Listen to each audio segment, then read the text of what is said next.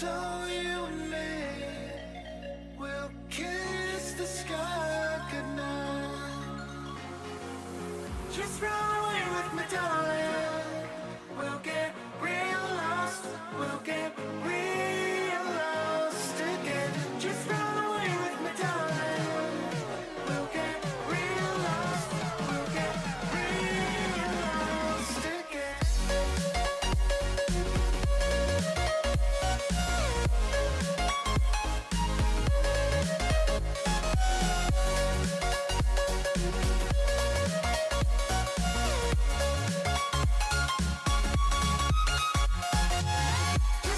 away with me, darling.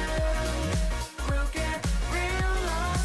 We'll get real lost again. Just run away with me, darling. We'll get real lost. We'll get real lost again.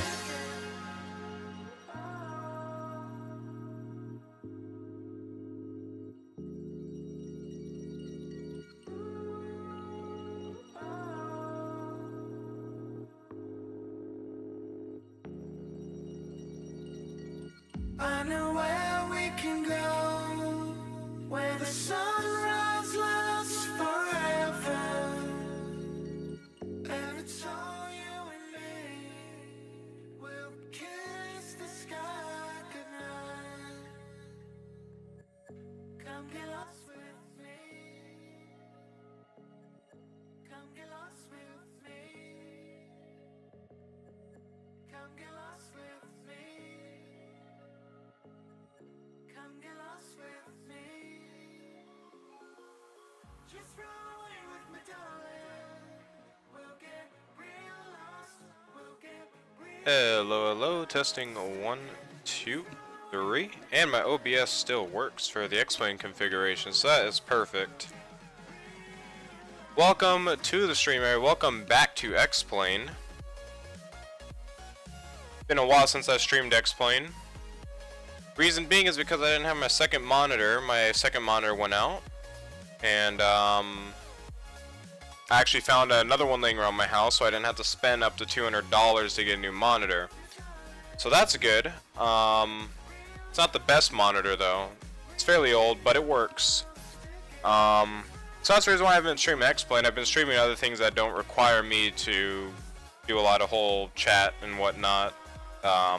Like X-Plane and, you know, everything I really do with second monitors, which is X-Plane mainly. So I haven't really done any X-Plane recently, but now that I got the second monitor, I can now stream X-Plane again.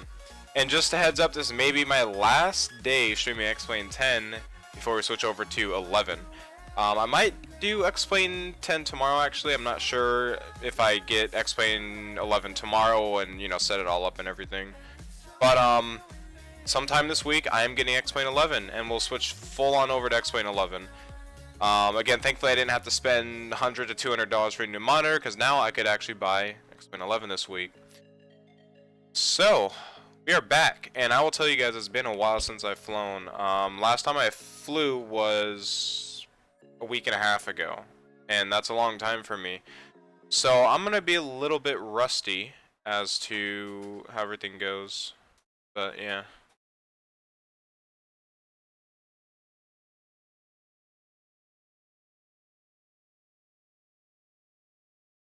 Alright, so we're going to get the music paused here, and then we'll go down to our plane. So we're flying the 737 tonight, and then we're going to be doing 2 flights tonight. We're going to be going from Phoenix to Los Angeles, so you guys can see at the top there. And then we're going to be going from Los Angeles up to San Francisco. We're going to be doing 2 little flights. Also, if you guys have not noticed, if you guys look at the bottom left-hand corner, you guys can see what is seen as like a face cam frame type of deal thing. Just, you know, I'm just trying it out. I will be doing face reveal, since a lot of people want that, or face cam or whatever. So a few of you guys have been requesting that, so maybe tomorrow I'll do that. I got the camera working, I just wasn't comfortable doing it today, so I'll probably be doing that tomorrow with the face cam.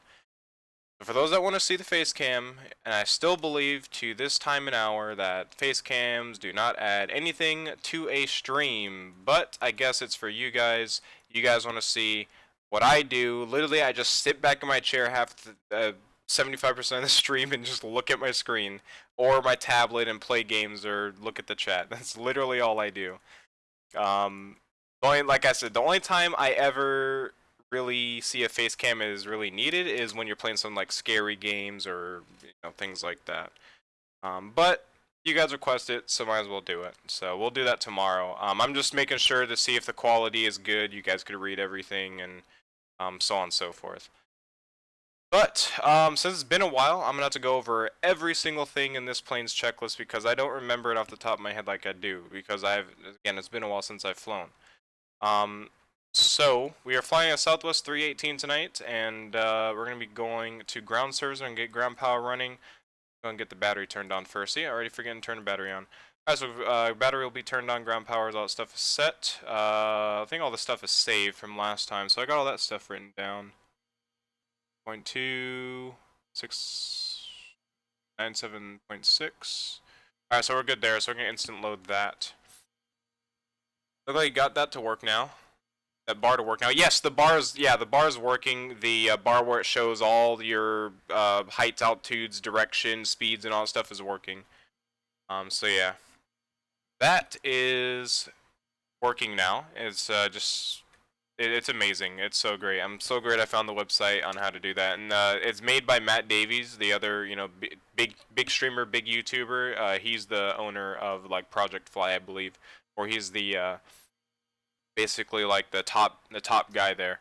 Alright, so I think we load. Let's go and instant load that again because I'm not sure. Alright, so we're gonna go up here. We're gonna go ahead and get the ground power on. We're gonna go and get the galley power on. Left IRSs and right IRSs will be set to nav. We go up here. Yaw damper's coming on. We're gonna go and get the. Come on, we're gonna get the left packs going. We're gonna keep the isolation valve on auto. We're gonna bring APU bleed down. We're gonna arm the emergency exit lights. We're gonna go fasten the seatbelt. So I kind of do remember what I'm doing. Fasten seatbelt signs on. I'm putting it on a little bit early, but just so I don't forget, I'm gonna do it now.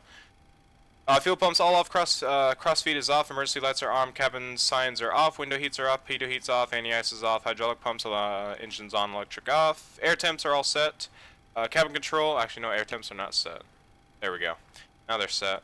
Cabin control mode is auto, and then we have to do this. So we're gonna be planning for cruise altitude of 320. And landing altitude into Los Angeles. As many times as I've flown in Los Angeles, I still don't remember the landing altitudes in this place. So it's 120. So we're going to be planning for 24 right, since Southwest parks over on the north terminal. This terminal will be exact right there. And we're going to go for 24 right, so it's going to be 120. So we're going to bring that up to 120. 120 right there. That thing will get on my way. There we go. Alright, so cabin control is set. APU is off. Engine starts are both off. External lights, all except local lights, yada yada. We'll go ahead and get the position lights on. I forgot where they are. There they are right there. I'm gonna bring those just to on for now. Local lights on, stuff's gonna stay off. All throttle arm, all stuff's good. We're gonna go down here, or up here to the front panel, set that 10,000, or they set 10,000 for us. Flaps are up, gears down, auto brake is off, weather radar is off, speed brake retracted, park brake is on, TCAS, TRA, and standby. Let's go make sure that is turned on to standby. I'm sure it's not. TRA, we're going to change that to standby. Alright, so we are going to call it for clearance. Let's see how good my radio comms have persisted. I've been playing some Arma, so my radio comms are, I guess, military meh. So we're going to go and switch on over to that. We're going to go to Phoenix ground real quick. I think we're at this terminal here, and they're departing on 25 right, I believe. Let's listen to ATIS if they're still on. They were fully staffed here earlier. They do have an ATIS still, so we'll go and listen on the ATIS. So 127.57. I like it doing this way. This way's better. 127.57.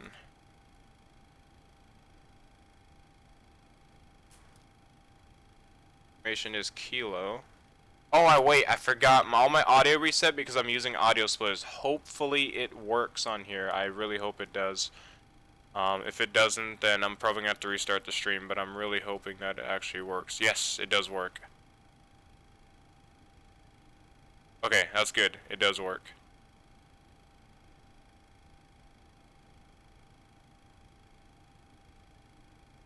Let's just switch back. Uh-oh, is the ATIS just not working? I hope it's just the ATIS. Let's see.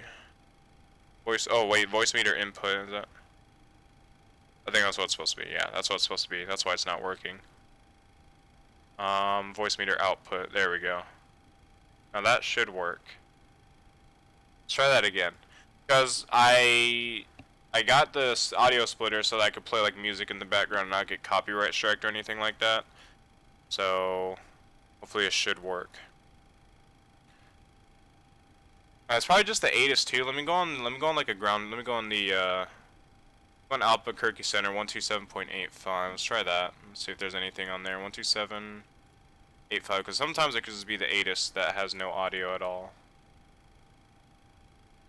I'm hoping that this works though. I'm really hoping that this works.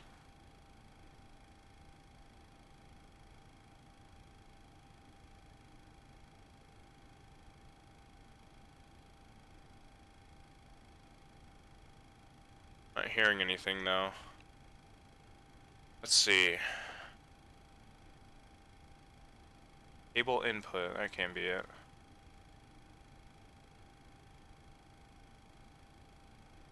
Let's try it, let's just see. Maybe it is.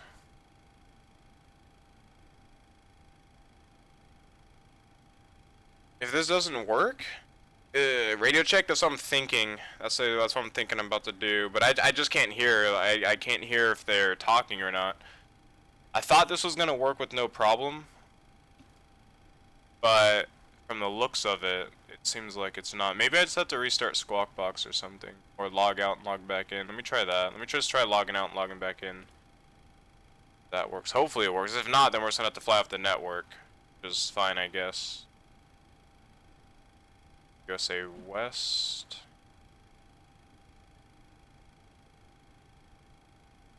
Then let's see if it'll work.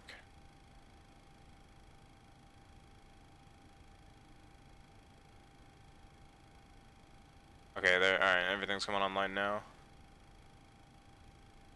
Yeah, like I said, if it's not working, I'll probably just fly offline. So in that way we don't have to sit here and watch me troubleshoot this thing. Alright, so the ATIS is back up. Let's see if we could hear it. That doesn't work.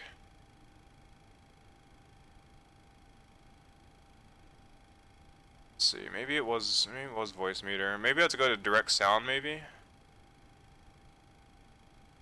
Maybe? Try that. But yeah, if it doesn't work, I'm gonna have to do some configuring tonight on it after the flight. After both legs. Let me check my voice meter and see if there's like... Here. That up.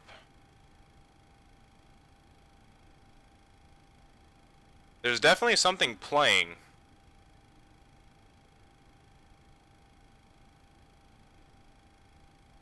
Okay, there's definitely something playing right now. And it's not the plane. It's not the noise of the plane, so I don't know. I think we're just gonna fly offline for now, and then tomorrow we'll have it all checked out. So we'll just fly offline. It's alright. We'll do this. I'll do this some other time and configure and whatnot. For now, I could go text only, but I don't like to use text only when flying. It's not that. I just don't like it at all. Not preferred by me. Actually, we could try this one. Let's try this one. See if it works. One last thing here. One last try. I can't hear it? Yeah, I can't. I don't know. I can't hear it either. Here, you know what? Let me try one more thing. I think I could set up my mic, but I think that's just the mic. You know what? No. We're just gonna fly offline. We're just gonna fly offline. It's alright. I'll get it fixed. I'll get it fixed for tomorrow's flight stream. Alright, so clearance not going to be a thing. We're going to clear ourselves out tonight. So we're going to go down here to the FMC, and I think it should be entered. I'm not sure. No. Okay, got reset. That's alright. We're gonna be flying from Phoenix. Drag that down there, go to route, pop that back up there, and we're gonna be flying to KLAX for Los Angeles. And we're gonna be call sign Southwest 318. And we'll go to departures and arrivals, go for departures. And we're gonna be on the EZO 6 departure, and then we're gonna be on the messy transition. We'll be departing on 25 right for tonight. Go back to departures and arrivals and go to arrivals for KLAX. Let's go make sure I entered. Yep. Arrivals for LAX. And we're going to be on the Hollywood 1 arrival. We're going to be on the Eastwood transition. We're going to be landing on ILS 24 right.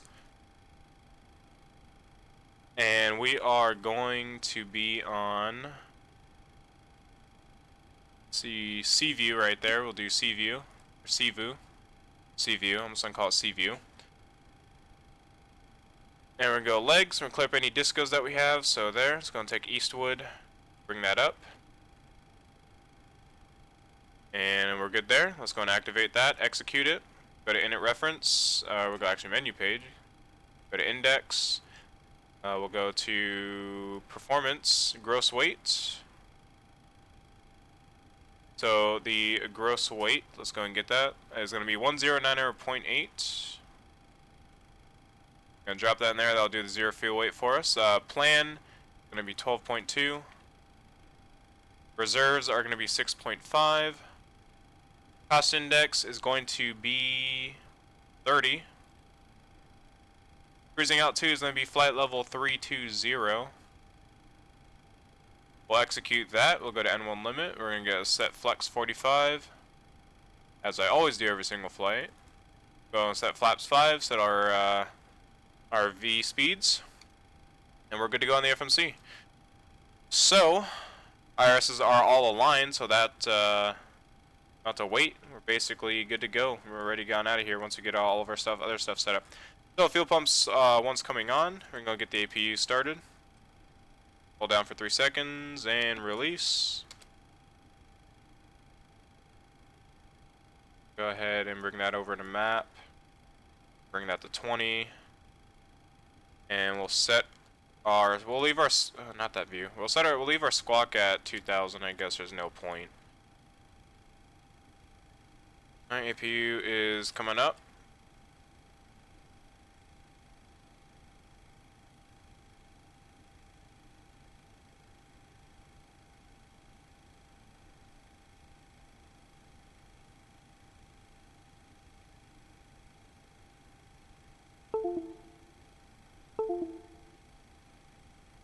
Alright, let's go and get the APU started. Get the APU generators going. Hydraulic pumps are coming on. Bleed valves, APU, and left and right engines are on. We'll go ahead and disconnect the ground power. Flip that, and then we'll go over here. We'll disconnect it that way. Alright, so fuel pumps all are coming on. Cabin signs are on. Window heats are all coming on. And MCP, we're going to go and set that stuff up for our departure. So we're going to be on a speed, as always, set for 200 on the departure. 100 knots. Heading is going to be runway heading, so we're going to go to the Phoenix ground. We're going to be on 25 right, and we're going to be departing on heading of 259er.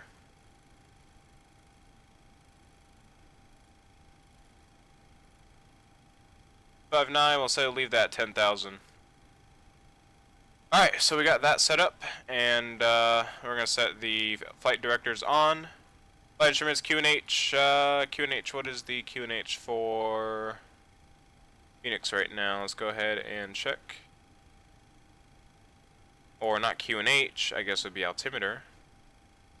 So, ATIS details. Altimeter is 2975. Set that 2975. There we go. 2975 is set. V speeds are checked. Weather radar is not coming on. EFIS panel is decision height is set to 200. Packs are going to be coming off for the pushback and the engine starts.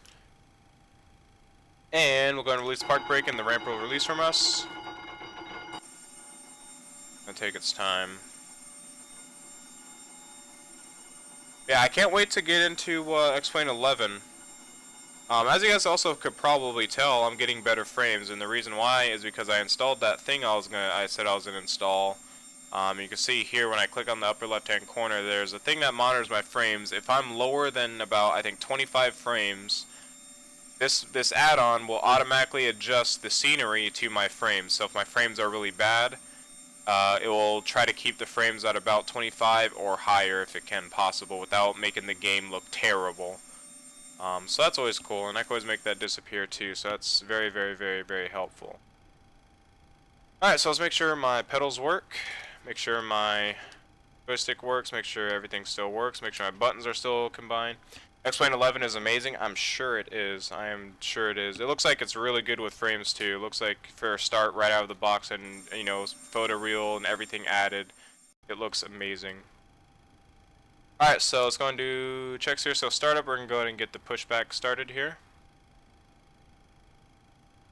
And the pack's already turned off, and all we got to do is set the ignitions. So we'll go ahead and start the right engine right away. We're going to get out of here as fast as we can, but as safe as we can. We're going to go and start that right engine.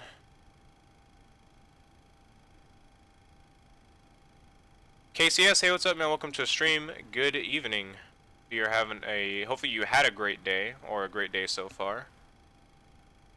I'll wait for the N2 to rise to 25%. Introduce the fuel into the engine. Hear the engine starting up, but I can't. I gotta see the gauges here. 25%, introduce the fuel. And, whoop, missing our turn, but that's alright. Although I was on P3D when I flew on Explain 11 with my helicopter, it just crashed the helicopter for no reason. I really want to fly helicopters, but helicopters in X-Plane 10 are not the best. I'm hoping that they're improved in X-Plane 11. The physics just weren't there. So yeah, it was just like the physics of helicopters in X-Plane 10 were not the greatest. They really weren't, in my opinion. I mean, neither were they in FSX or anything. I mean, I didn't really like them, but DCS, not DCS. Yeah, it was DCS. I think it had some pretty good helicopter physics. We're going to stop the pushback here. Pull the park brake. Pretty good to have a day off just working on my FSX at the moment. Nice, very nice. It's always great to have days off. Always great. Alright, we'll go and start the left engine.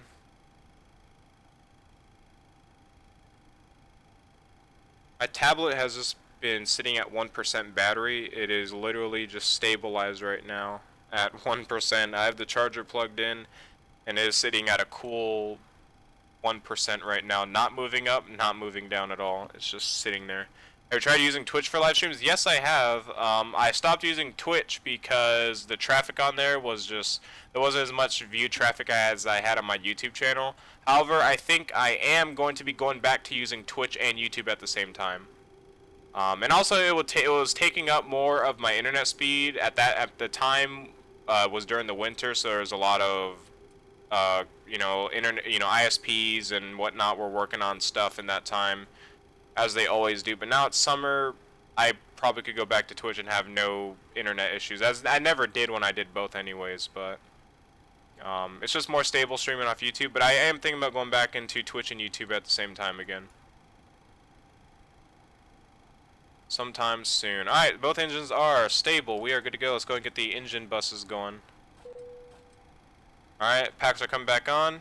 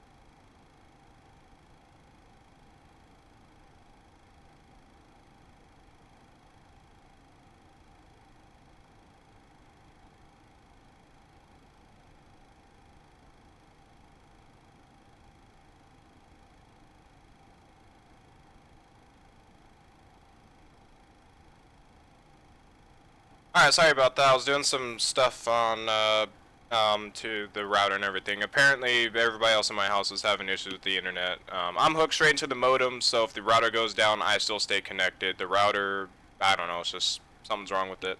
But anyways, I am going to continue on, and, we're going to get this started. So, what was I on? We're on the left and right packs. Alright, so those are set back on the auto. Wait, are they on high? Okay, no, I was about to say, there's on sound high. Alright, AP valve's coming off, AP now can be shut off. And who cares about other people in the house? So, yeah, but, you know, the router's like right next to me, so they come through and make a lot of noise, so. Joys of having the router right next to you in your room. Alright, so pitot heats are coming on. Engine ANS is not going to be coming on. Cabin control, all that stuff is good. Engine starts are both set to off. Front panel, we're going to go and get flaps 5. So 3 notches, we're going to go and get the, we're going to go ahead and get the auto brake set to RTO. And then the trim will be, as always, you got to get that moose working on the internet again. Yes, I do, Shadow. Something's going on with my router, I don't know. Still on standby screen? Oh, yes, I am. Thank you for calling that out. Alright, so, yeah, I don't know what's going on with my router. The router's having issues. Ever since I changed the room, I rearranged my room, the router's just been going out. I think it was just the way it was plugged in. So we unplugged the router, plugged it back into the modem, and hopefully that works for them. Because I don't want a lot of traffic going through my room, especially with where my desk is placed. It's placed in a corner now. It's like a little office type of deal thing, so they always have to be like right next to my face when trying to figure out what's wrong with the router. Alright, so engine are going on to continuous here. We'll just go and set them now since what's it called is like right next to us, the runway. Alright, so strobe or anti-collision lights coming on, taxi lights coming on, wing and wheel wells all will stay off, park brake is coming off, and we'll go and start rolling.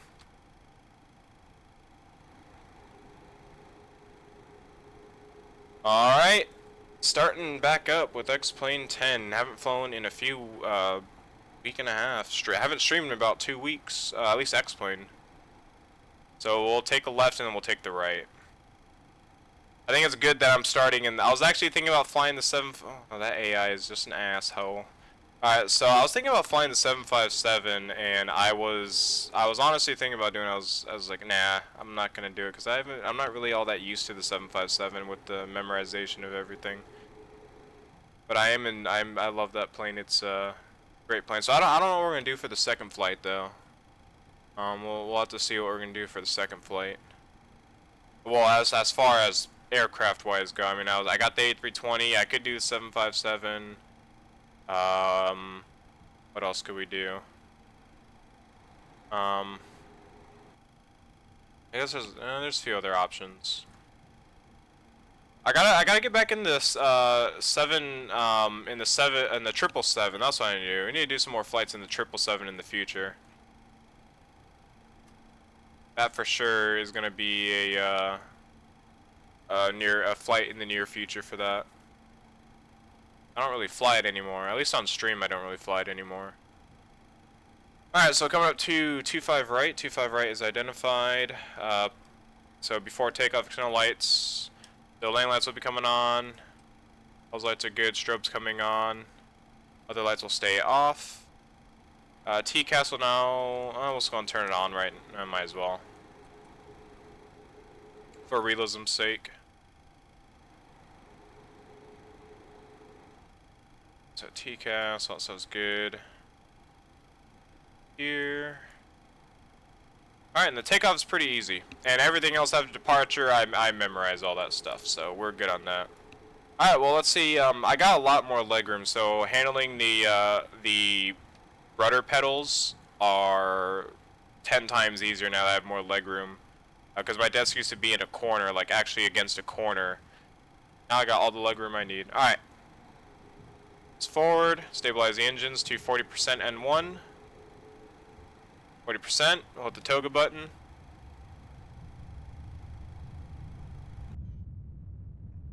So that's not the view that I wanted. Do I have a, I guess I don't have a front wing view anymore on this plane. That's alright. Alright, we're at takeoff speed, or Take off throttles, thrust. Approaching V1. V1, rotate.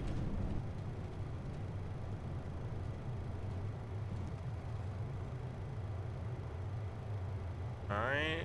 Trim is a little bit off, but that's alright. Positive rate, gear coming up.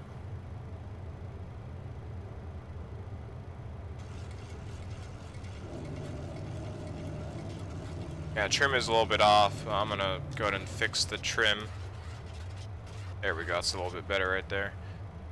Alright, apparently we got an excellent landing from that. Alright, so we're gonna go ahead and get speed mode on. Go ahead and get LNAV going. So since we're on a pretty straight departure, we're gonna hand fly it a little bit here. Bring the nose down.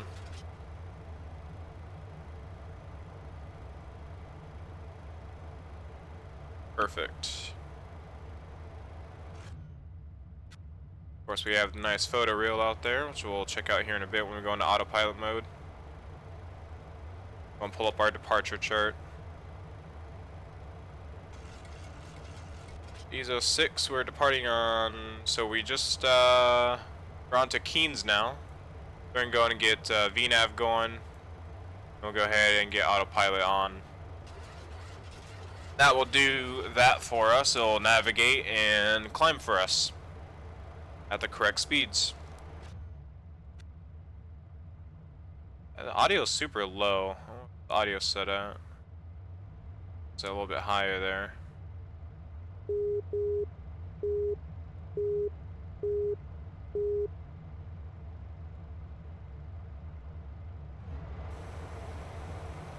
Yeah, it's a little bit too loud.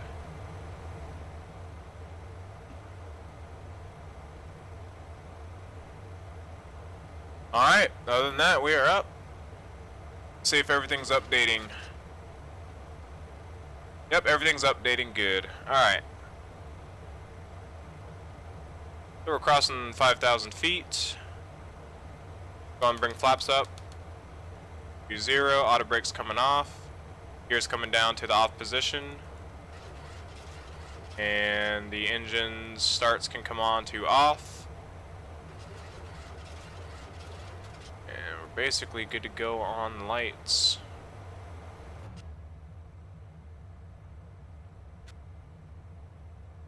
So the cool thing with LAX is that we haven't actually flown in stream to LAX with the scenery that I have installed, World 2 X-Plane, and LAX looks really cool.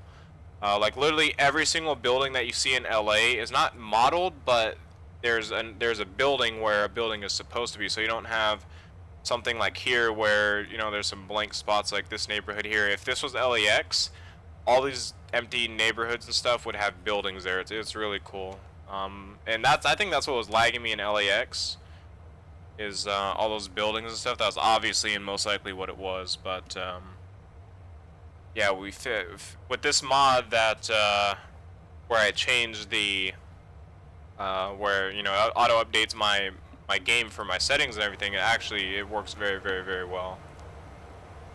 It's a great mod.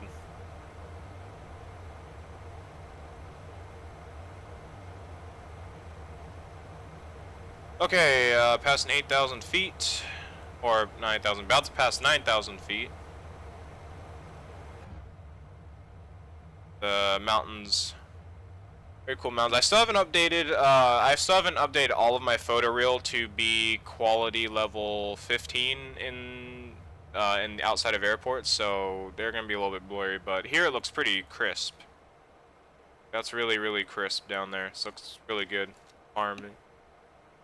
So in Denver, there's a chance I might be the facility engineer. I think I and another person applied, or we both might get it, which would be cool. That's pretty cool, man.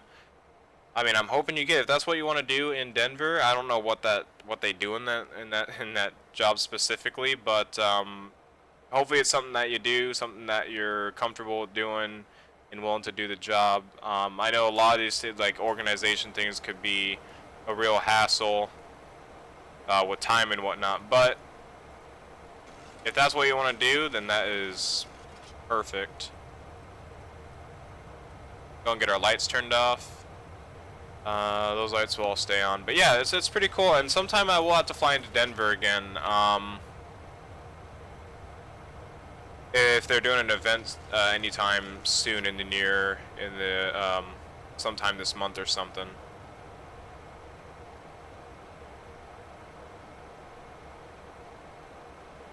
Let me go and check on VAT USA because I checked the events yesterday, but I haven't I didn't and just do that. So I haven't checked anything else. I know they're doing an event in Alaska soon. Probably gonna be checking that out. And they're doing one in Atlanta on May 4th. Kentucky, BYOB, wherever that is, and then BVA and some other places. Well, it's just updating VRC files and SOPs. Oh, is that what they do? Okay, that's pretty cool then. Not bad. Oh, whoops, forgot to, it's VNAV mode. There we go.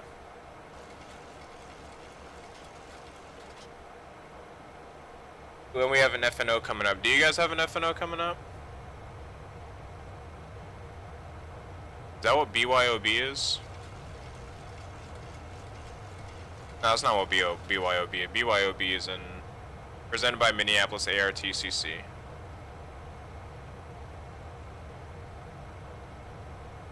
Is it? Alright, see what that's something else. Yeah, it must not be on what's it called yet on VAT USA yet.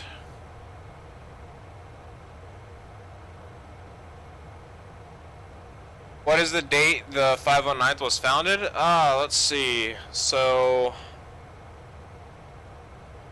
it was around January of, let's see, I'm about to go back and I'm about to really think.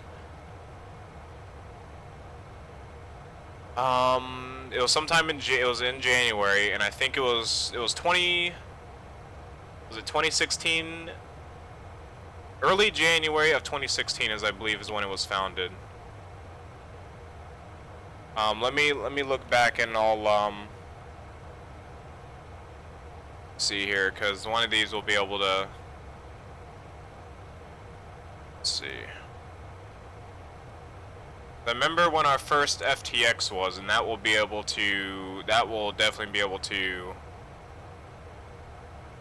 remind me of what the date was, but it was definitely beginning of the year. I believe it was 2016, I want to say. That's when we rebranded.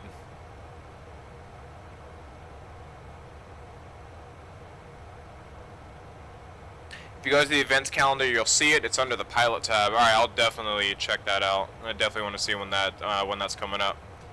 All right, coming up to Azo now. Should be we'll turn for Messi right after this. Here we go. We'll go ahead and get a wing view here. You can see this nice photo reel. All right.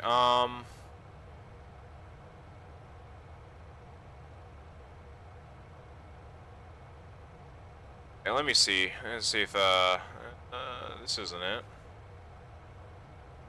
I had a lot of Arma videos back then. Wow. A lot. Okay, so yeah, January of 2016 was when it was founded. I don't know the exact date. January 29th, 2016 was the very first FTX we had in the 509th.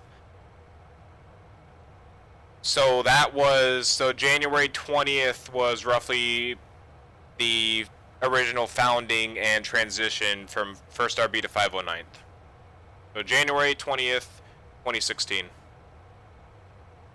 is probably as accurate as I could get you with an accurate date.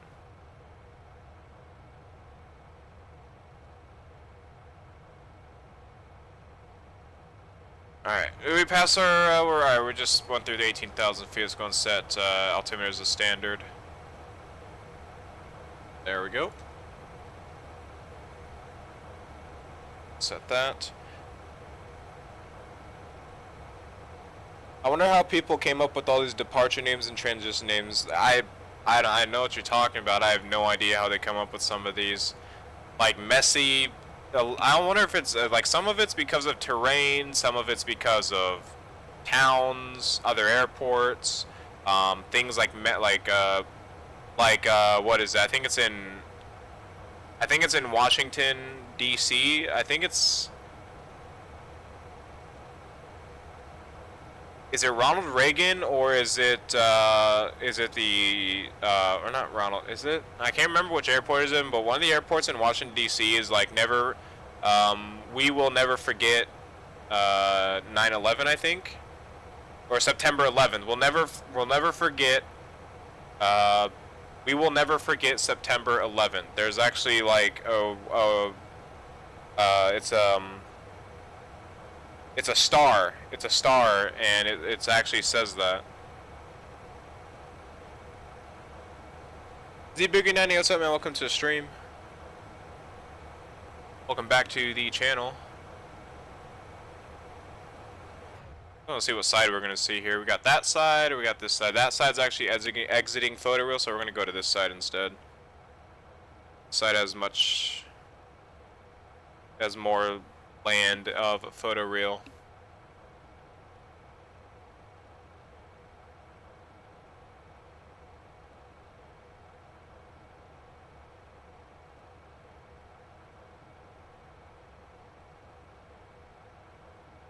All right. I'll get some things set up here. Let's go and do some checks here. So all that stuff is good. Oh, lime is good. Auto brakes, all that stuff is good. Altitude is set. Good. Alright, then we'll go in before descent. Been a while since I watched. Yeah, well, it's been a while since I streamed X-Plane. I've just mainly been streaming games that I could stream with one monitor because my other monitor went out. And now that I got my second monitor and it works, I can actually stream again. Yeah, I've been off X-Plane myself, and soon this may be the last or second to last stream of X-Plane 11. So or did I say X-Plane 11? I meant X-Plane 10, and then we're moving over to 11. That's what I meant to say. And then in the next one, in the next stream, as you probably noticed, the little box in the bottom left, I'm gonna be doing a face cam soon because a few people requested it. So why not do it?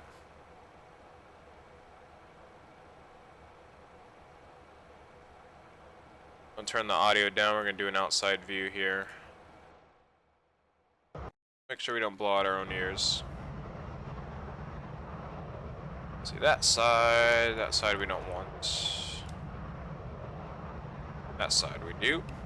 Number 3? Yeah, it was number 3. Oh.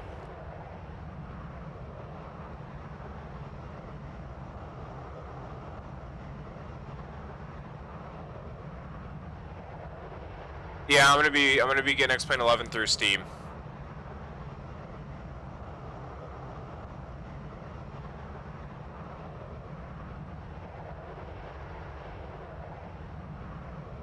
And then maybe after the stream, I don't know, it's gonna be pretty late and my sleeping schedule has actually been very well recently, so I don't know. Well, it's only 8:35. It's not gonna take me like it's not like it's gonna take me 4 hours or so, or 4 more hours to get up to San Francisco, so we should be fine.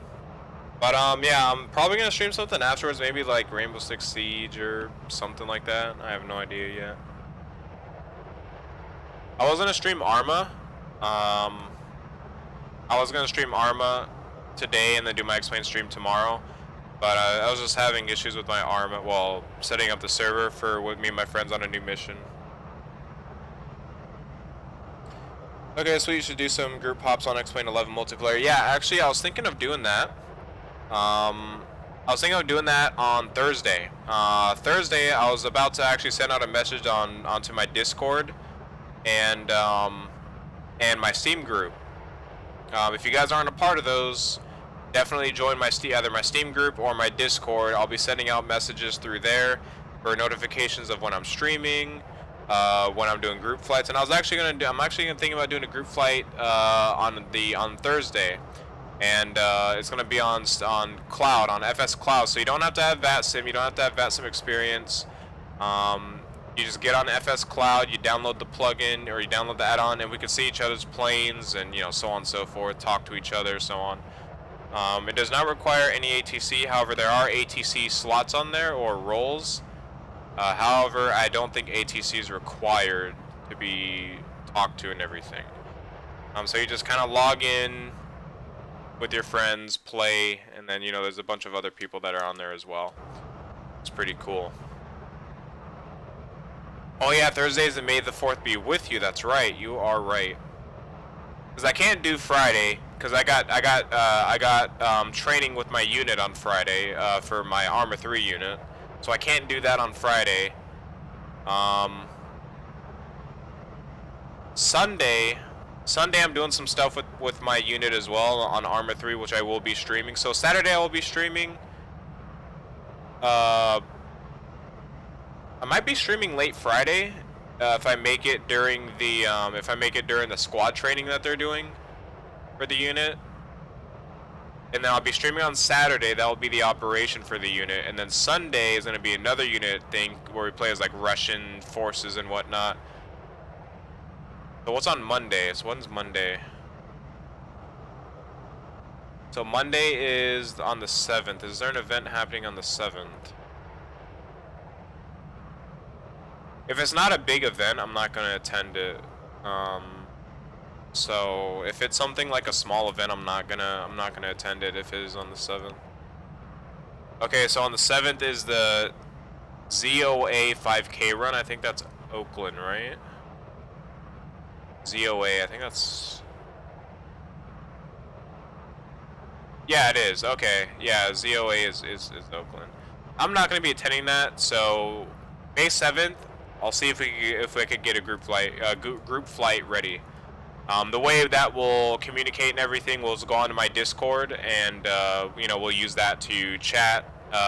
Get things ready, like, oh, where are we gonna fly to, altitudes, plane types, who's gonna fly what, so on and so forth. So I'll announce that. I'll put that out, so on and so forth. So yeah, that'd be cool.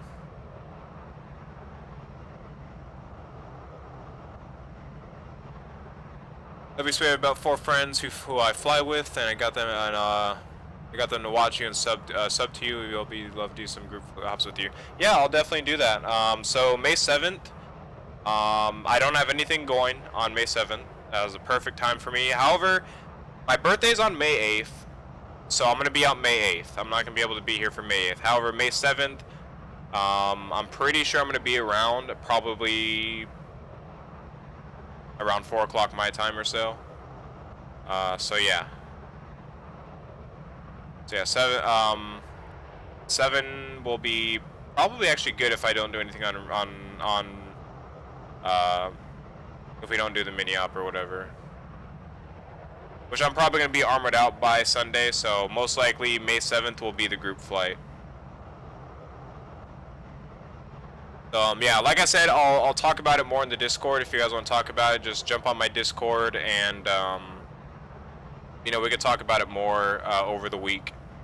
If you guys have any questions or whatever. If you guys have questions now, just feel free to ask now, I guess. That works too.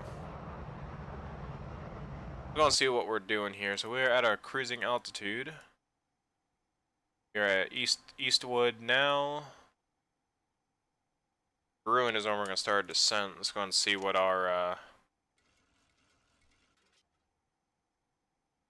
our arrival's looking like so far. Alright, so we just crossed that, so now we're on to Avatar. So we're gonna do the Hollywood 1 arrival. Okay, so we're already in, so we're not about to be in. We're still on. Okay, yeah, we're still not in. I thought I was on the wrong page. Whoops. Let's go. I think we're still on the EZO 6 departure. Maybe. No, we're past that because we passed Messy. So yeah, we're just on the in between now. It looks like. I want to open that up there. That's a continuous page. Oh, I don't have the first page loaded up. I think I accidentally closed it. Looks like I did accidentally close it. Let's open it back up. I think I am. I should be in the arrival because we just passed Eastwood. I'm pretty sure. Yeah, we did pass Eastwood. Okay, I just had the wrong chart pulled up. So we're on McQueen, and we're gonna be on to Medler, and then Hollywood, which is that flight level 320. So that's perfect with our flight plan. And then so it'd be good to go from there on our descent to the Wood 1 arrival. Yep, so we're all good there.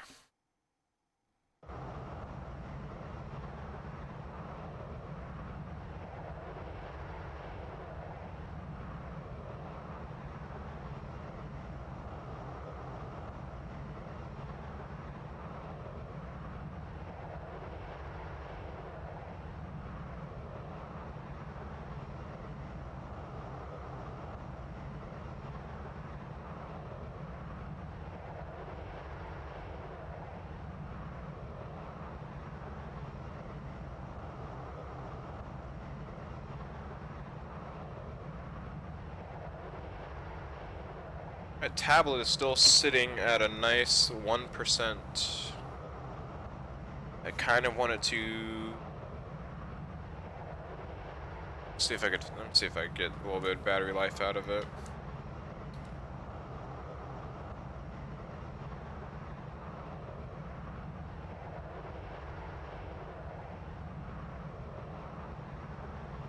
That should be good.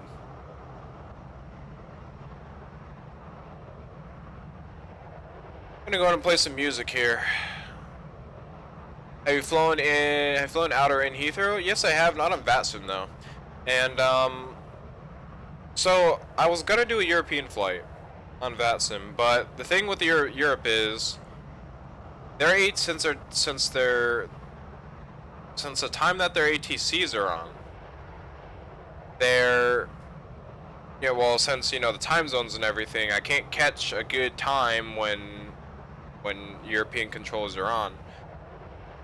Every time I do log in or something and try to fly offline or something in Vatsim, the towers are always logging off at that time because it's 9 o'clock, 10 o'clock or so when I try to get in. But I have flown in Europe. I've flown in and out of Heathrow. On stream, no. Will I do it on stream? Most likely, yes. But I've gotten lost in that airport numerous times.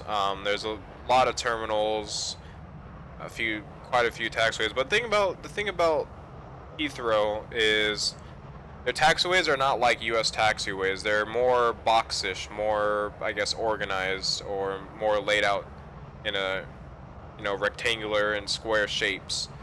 You got something like JFK where you got these curved, numerous taxiways intersecting, and it was just it's very weird. It's very weird.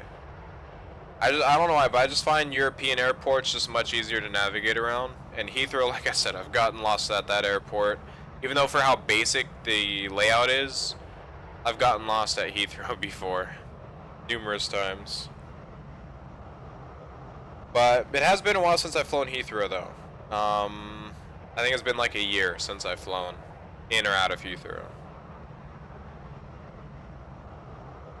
So it's definitely possible in the near future though. Especially since I want to do a European flight out that way as well. Alright, let's go and get Hero board pulled up here and listen to some music. They have some new songs and they're actually really good. I actually enjoy them.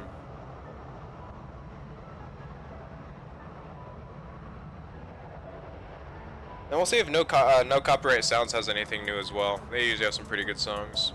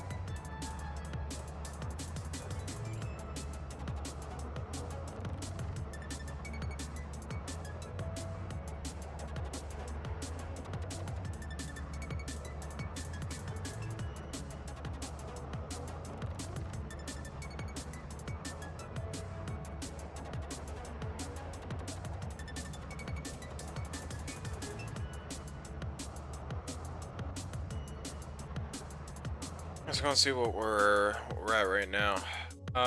So we're still on the Medler. We are 20.3 nautical miles out, so we're still good until our cruise altitude gets until we start descending out.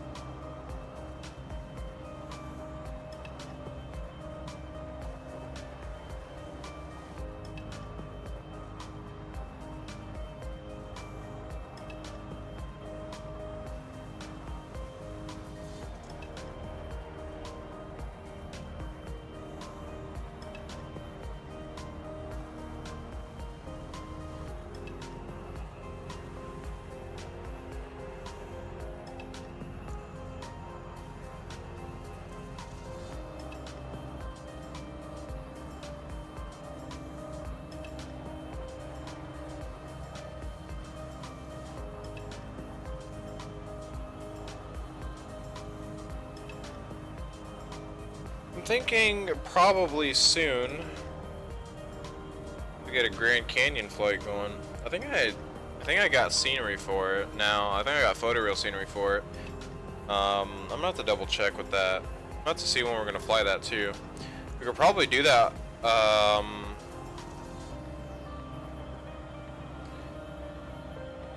Probably do that tomorrow. Might be able to do that tomorrow. We'll probably do the Grand Canyon flight tomorrow. That might actually work.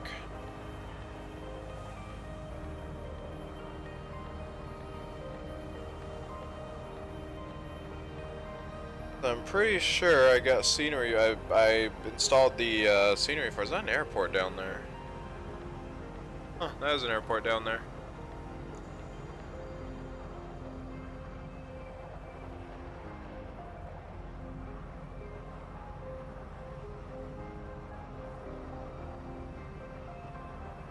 Alright, so let's see, we passed Medler, assuming.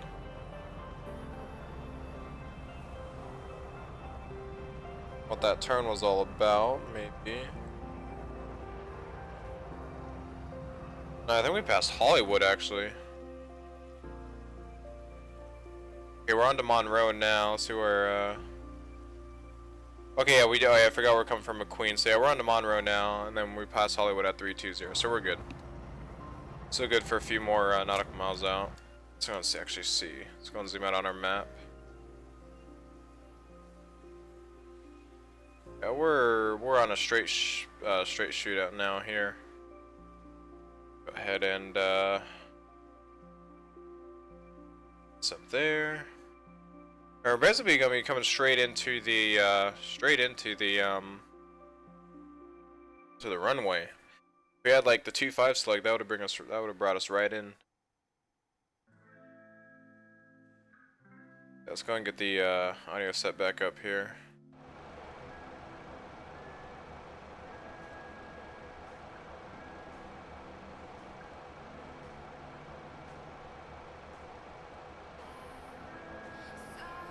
So yeah, top of descent says it's gonna be at Avatar, but by Avatar we're supposed to be down at 240.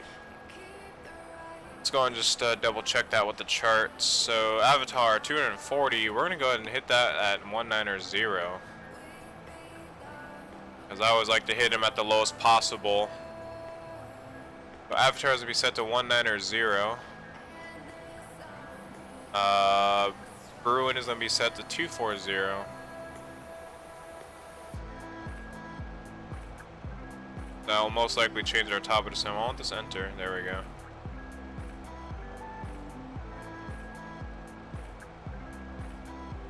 $240 there. We'll execute that in. Go. Hollywood, that means our top of descent is going to be now, so let's go and start descent now for 240.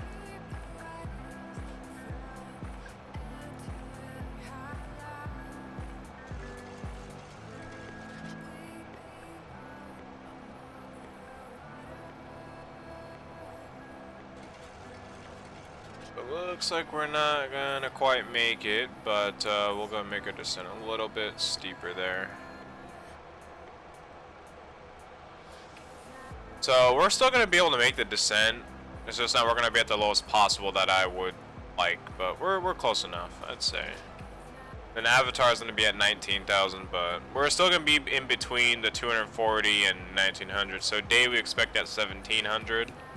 Or 17,000 I meant, so we'll be able to make that. I feel we'll be able to make that.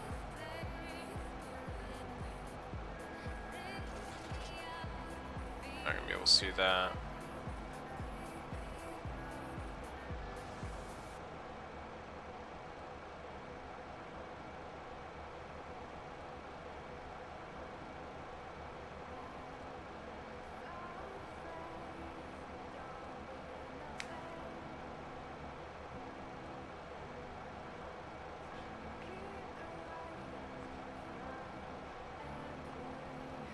So yeah, I don't know what we're gonna fly on our second flight. We have the 757, the A320. What other kind of medium haul flight or planes do we have? We have the Dash 8, but I don't know if I have the XFMC up to date. Now that'll actually be pretty long. Never mind. What else do we have? I guess that's really it for short to medium haul flight airliners. We're gonna have to do another long haul one of these days for like the 777 or the 747. The 747 especially it's been some time since I've flown that plane. Let's see, so by day we need to be down to 17,000. So we're gonna make our descent a little bit steep here. Up our heading mode there. Better get down to 17,000 at day. Just right on the edge of it. Right on the edge.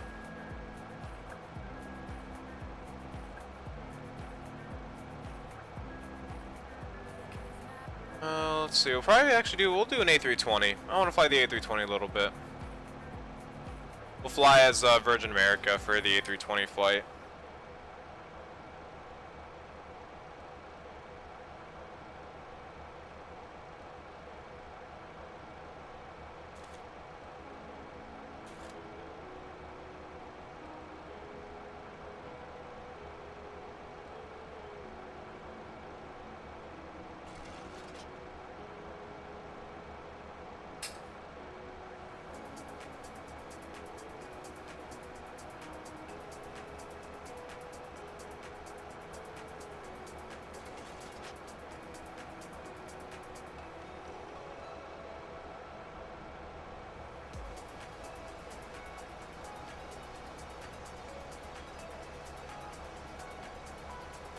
Kind of make a steeper descent here.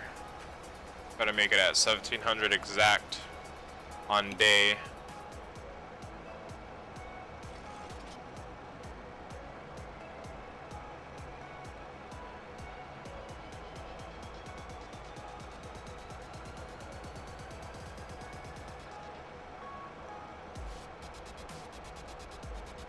Alright, and the route, let's see what the route's gonna be.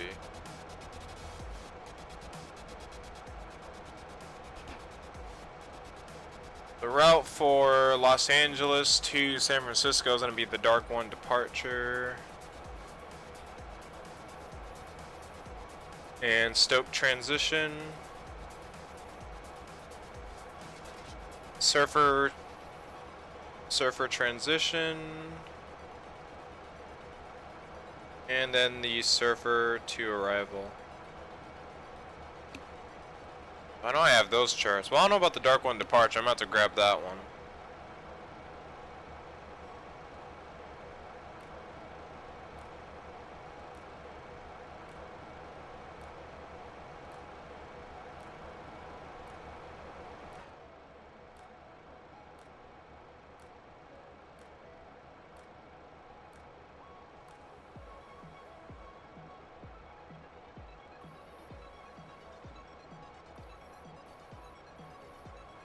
Yeah, we'll take the A320.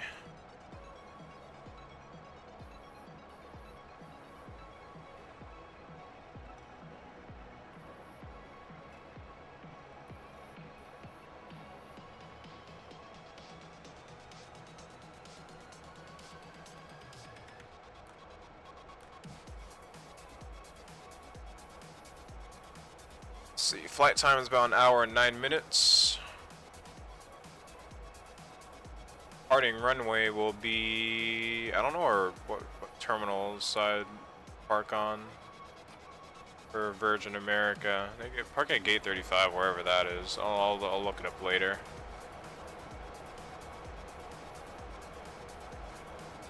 Alright, they're 5.7 nautical miles out from day. Let's go and start descending for 15,000. Start bringing the descent back a bit further now.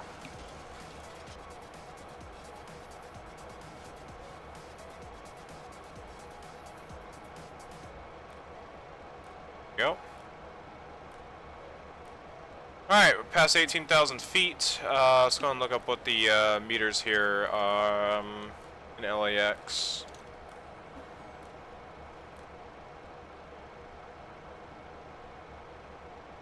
Alright, so altimeter is reading 299.3. So bring it up one number.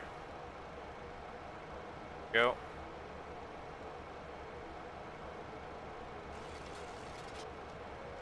Go ahead and start slowing the aircraft down for 280 knots. I think we're supposed to do that a while back, to be honest. Yeah, we're supposed to do it back at Bruin. Oh, well, that's alright. That is alright. Fun.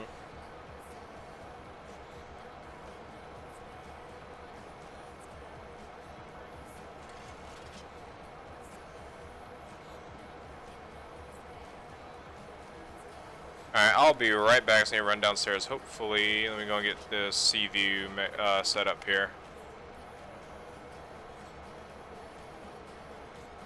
Okay, I'll be back in a bit. I just have to run real quick. And, so let's go on 270. Let's go on for 270 now and make it a little bit slow. Alright, I'll be right back. Hopefully nothing bad happens.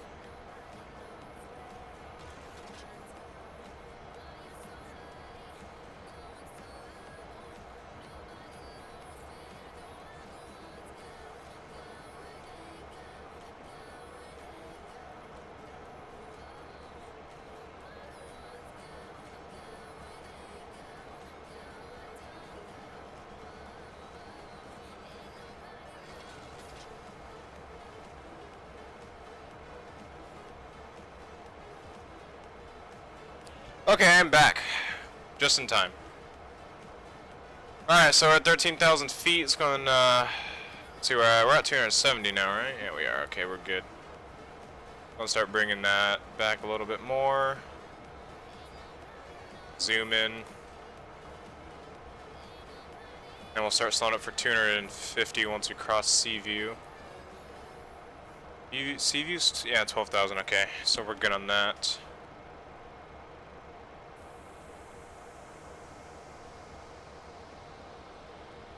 Archer. I don't know what they're gonna be laying in. So 2.8.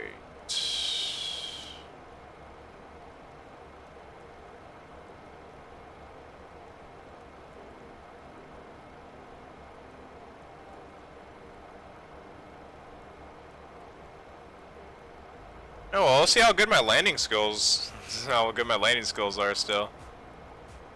So we get in.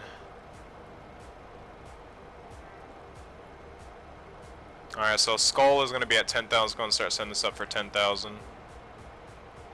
Start getting the plane set up for the arrival, for the approach. Alright, let's go and get the 2-4 right stuff here. So it's going to be 251 on course. And our nav radio for the localizer frequency is going to be set to 108.5.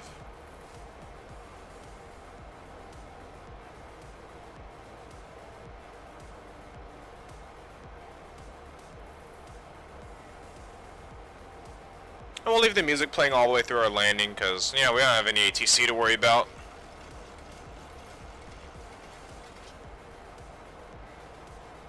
I believe that's Ontario if I'm correct. I think that's Ontario, right? Oh yeah, that's Ontario. That is Ontario. Alright, so we're coming down 10,000 now.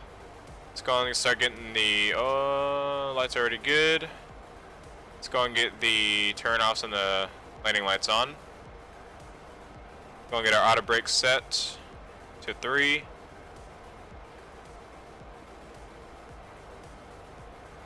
Let's go and start slowing down for 250 knots.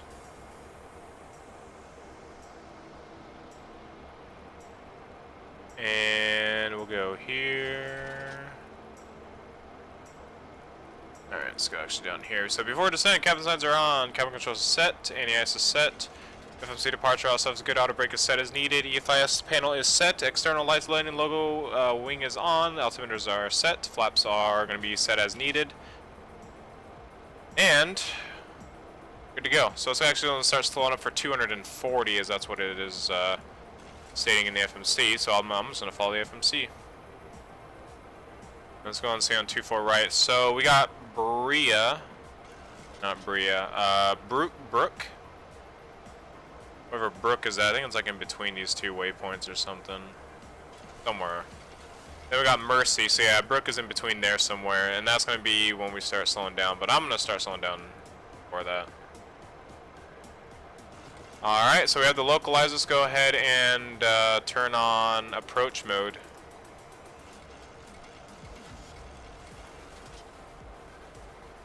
Plane's going to start assigning or lining us up.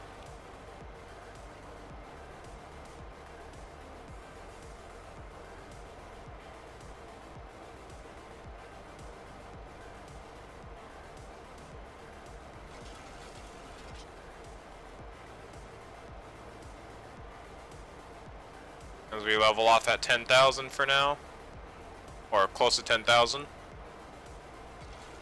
Plane's trying to keep us up to 240 knots. There it goes. It's unaligning us on the localizer just a tad bit off, but we have a lot of space to work with here, so that's all right.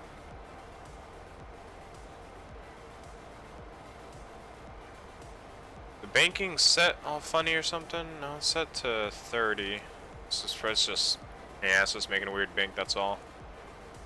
That's all right. And here comes the glide slope.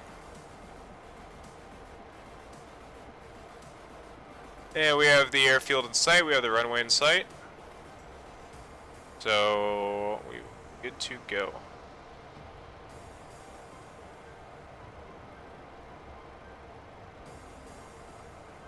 That plane didn't align us perfectly, but good enough.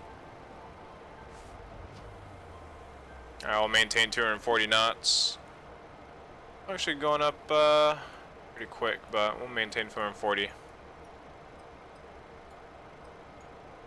Well, wish me luck, guys. Let's see how good my landings are. Still, are they still decent or good, or are they gonna be terrible? So we'll find out.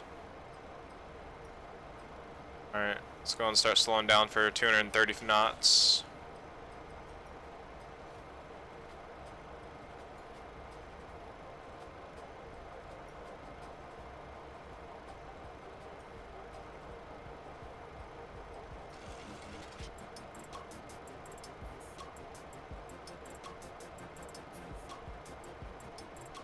This is going to start slowing down for 220.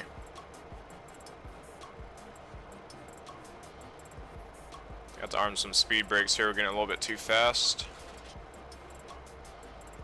As the plane tries to get us back on the glide slope, it always starts the localizer and alignment really late in this plane, but that's all right. That's what we have speed brakes for.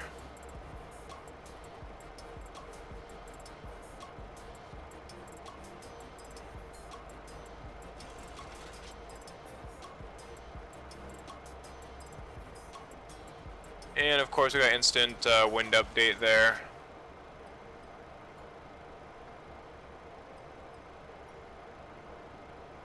We still got a long way to go, so we'll definitely be slowed down in time, for sure.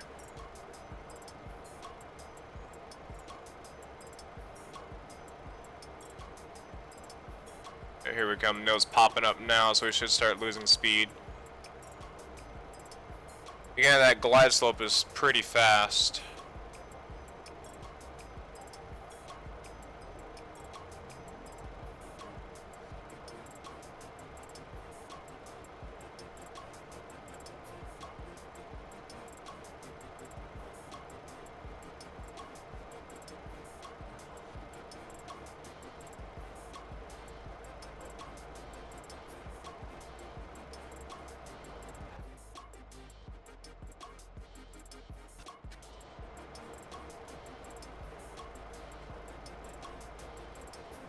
Now, once we hit 230 knots, we'll go and bring down flaps 1, so that way we could get as much drag as we can.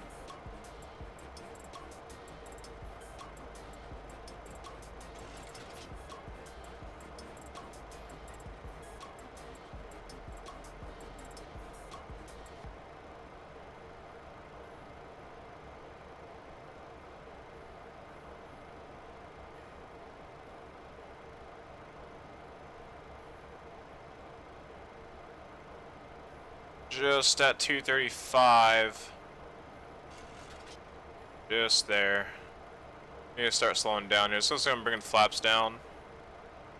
Should increase our drag. Let's go ahead. I'll probably drop the gear once we get over this the river here.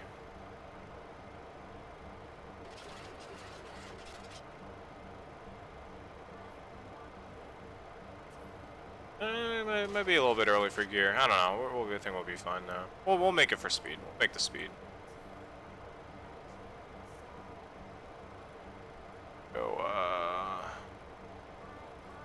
Go with 170 for now. There we go. Front frame, bring down flaps 2. Gonna drag down quite fast. We're going to do flaps 5.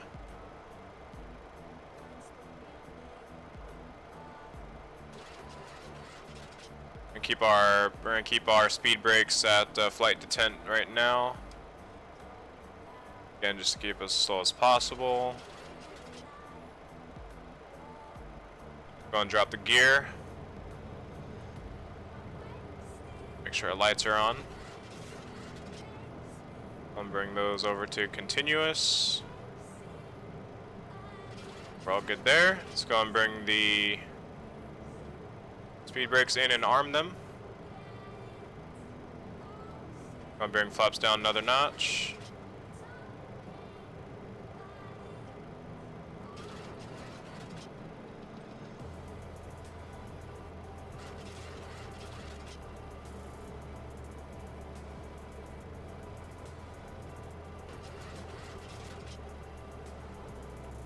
And we'll just maintain 170 until jets, Go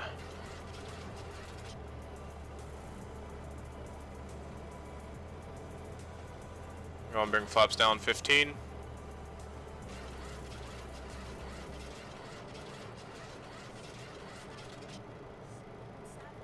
And for 70 degrees of flaps, we'll go and bring flaps down to 25.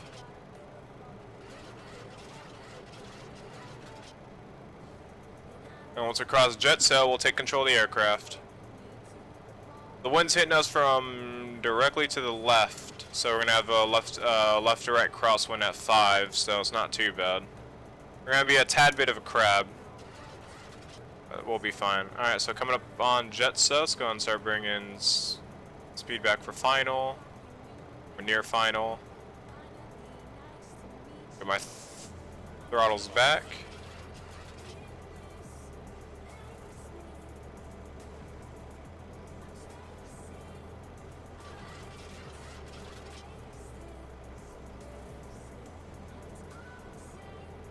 Go and bring flaps 30. I'll start bringing speed back to 40 now for final. Bring it to 145. And we cross jet, so let's go and take control of the aircraft. Alright, we have control.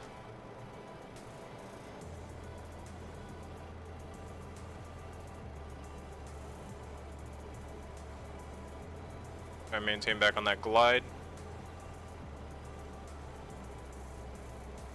Alright.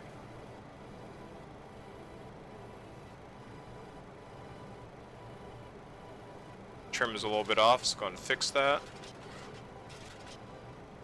There we go, that's better right there.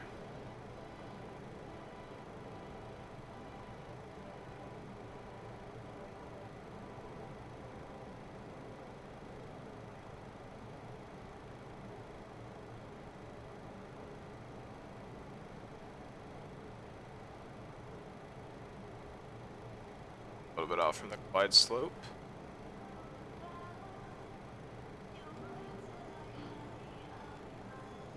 Bit off to the right.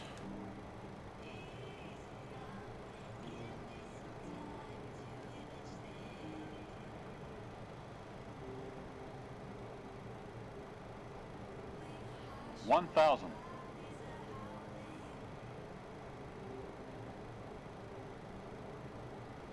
Bit low, we still got 2 red and 2 white on ground. So you can see that mod being worked. You can see actually how the draw distance was kind of lesser than what I usually have when I fly into here. That's just the mod working on trying to keep my frames at or near 25. So you can see it's actually at 20, and that's actually playable for me. That's actually landable for me. So you guys could definitely tell the difference. And like last time when we landed here, I think it was super laggy, and it was just almost unplayable. Well, the landing was almost unplayable. It was ridiculous. I think it was LAX. Let's go and concentrate here. Try to get a good landing out of this.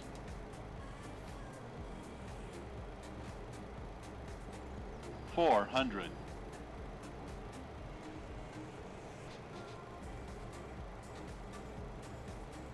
$300.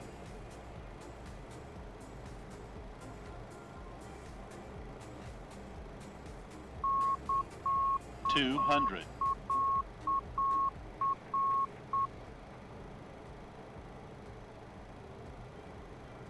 $100. 50, 40, 30, 20, 10.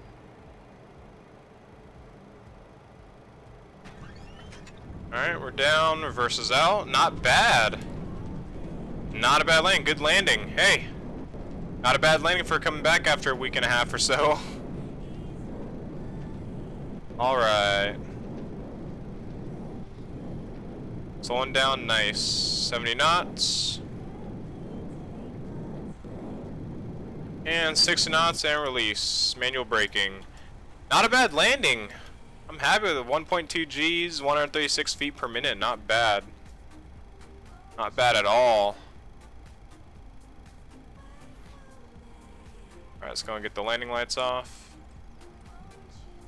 Taxi lights will stay on. Engine starts are coming off. Strobe lights coming off. Flaps are coming up.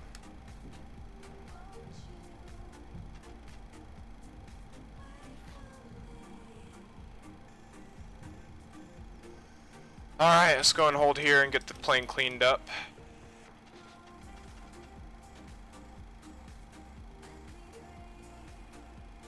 I'll actually go ahead and cross. Basically got most of it cleaned up. Alright, let's go and get the auto brakes off. Lights are off, taxi's on, flaps are up, speed brakes are retracted.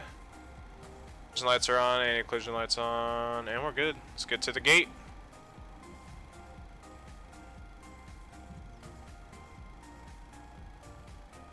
Not a bad landing though. Happy with that landing. Very happy with that landing. So we get off at Alpha. Oh, it's Alpha Alpha. I already know the way back. So I think this is Zulu. Pretty sure this taxiway is Zulu. No, this is Echo. What am I talking about? I think I'm thinking of another airport where a taxiway like this is Zulu. Can't remember what, but let's see. So we taxi Echo to the ramp. So let's go straight ahead. I think Virgin America Park's right there too, right? Yep. So yeah, there's the mod working. You guys could see how the buildings kind of disappear. It's not like, I don't know. It's not the best, you know, solution. You know, because you get something like this. But for the frames that I get here in LA, it is, in my opinion, it is recommended. It's just it would be too laggy from there. X-Plane 11 though, I'm pretty sure I'm not gonna need it because X-Plane 11 is pretty stable. The lag from what I see in it is actually really good. Well, the lag is not as bad as an X-Plane 10 from the looks of it.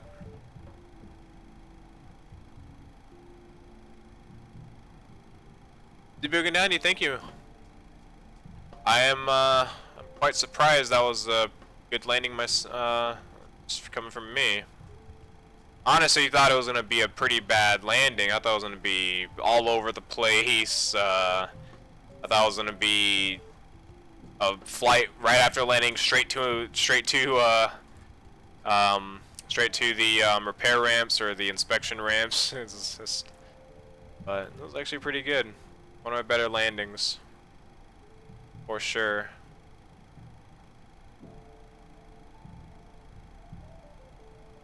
Alright, the next flight, we're gonna start getting ready for that. I was working on our arrival. I was working on the fuel sheet because the fuel sheet that I use now, Online Flight Planner, no longer works. So I have to use SimBrief, and it's been a while since I've used SimBrief, so I'm not used to how it's all laid out and everything. I know there's like different configs and stuff for layout, so I found the easiest one and it works, I guess. I mean, it tells me all my stuff, so that's a good thing. It tells me all my fuel, cost index, zero fuel weight, all that stuff.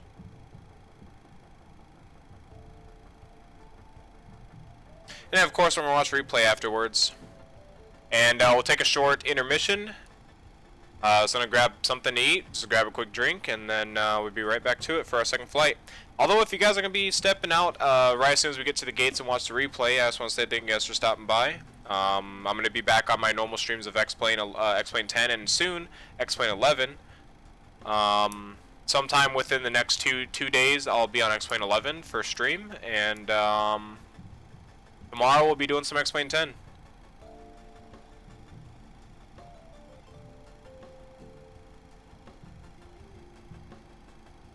That's why, guy. What's up, man? Last time I checked, you put down one of the nicest lanes I've ever seen at Burbank. Yes. However, I did take a break from X-Plane. Well, not really from X-Plane. It was because I didn't have my second monitor.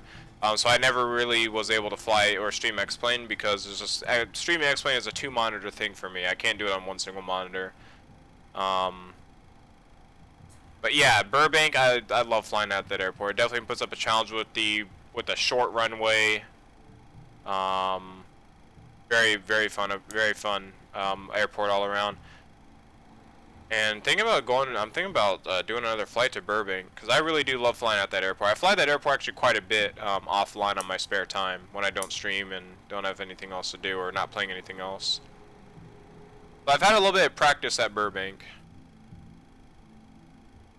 Kind of helps you with learning how to touch down faster and not float the aircraft.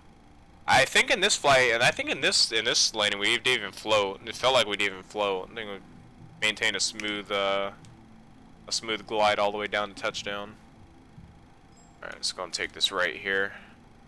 Somebody just messaged me on TeamSpeak. Or it was it's in all chat, never mind.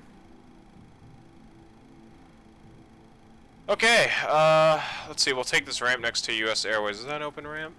Yeah, that is. Alright. Go and get the taxi light off.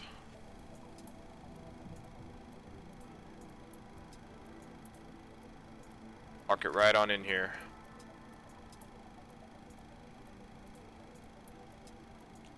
Our guy. Wow, even he goes invisible as well. It's like that's how hard this mod works. For this add-on. I mean, I kind of don't like how it does that, especially with like buildings in the distance. I feel like I could make the draw distance larger. And there's actually a config for it too that I could modify for it as well. You guys tell me to go left, but my nose is like already on. Yeah, it's like right on the line, so I'm not really gonna follow him. Just gonna wait till he starts to put his arms up. There he goes.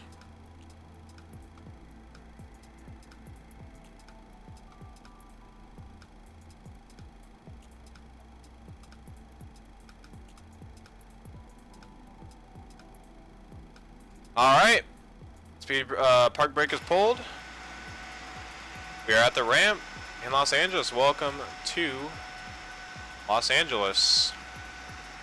We have made it alive, safe, and sound. And yeah, it even does it for those columns too. I do not like that.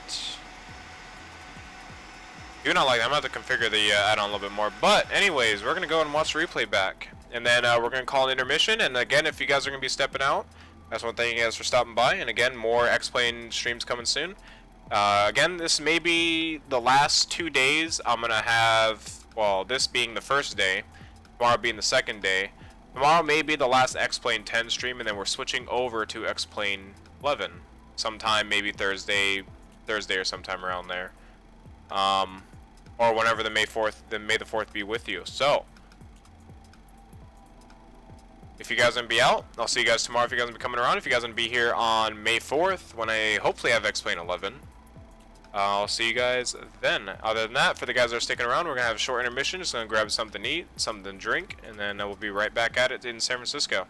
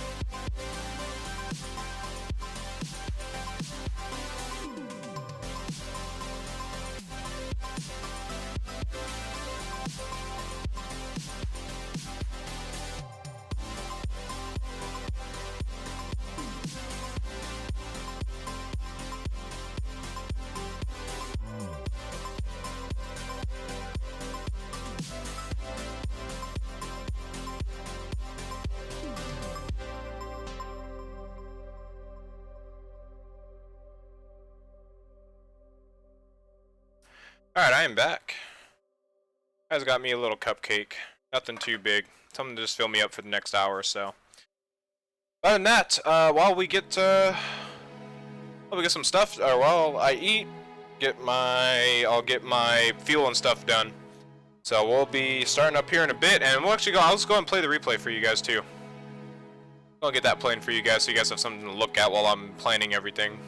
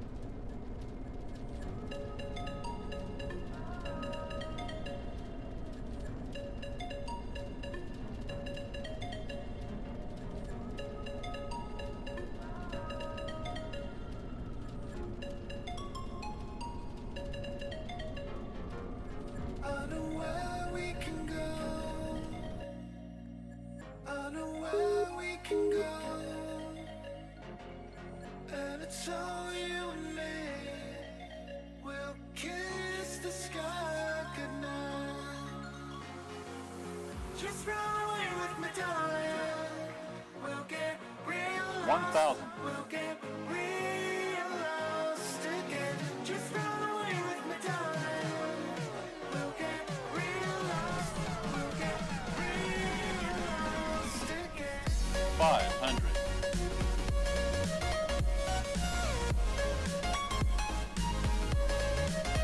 400.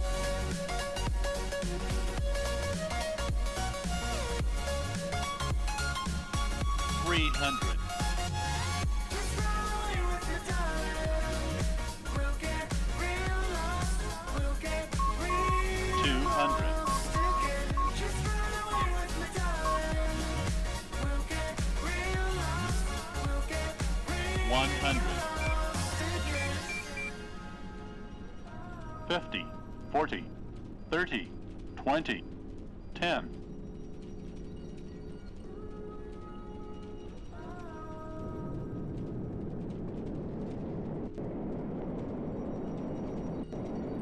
I know where we can go, where the sunrise lasts forever, and it's all you and me. We'll kiss the Definitely Z-Boogie now, definitely.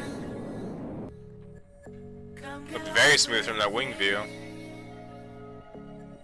Come get lost with me.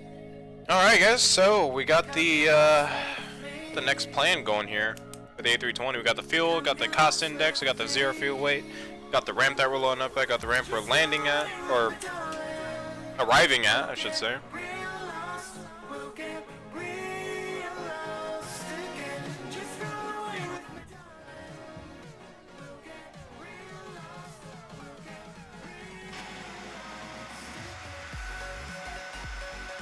I'm gonna watch it from one last view here.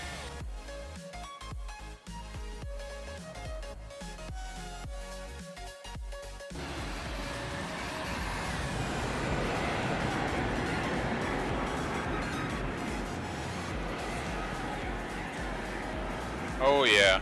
Oh yeah. That was a good landing. Really nice landing.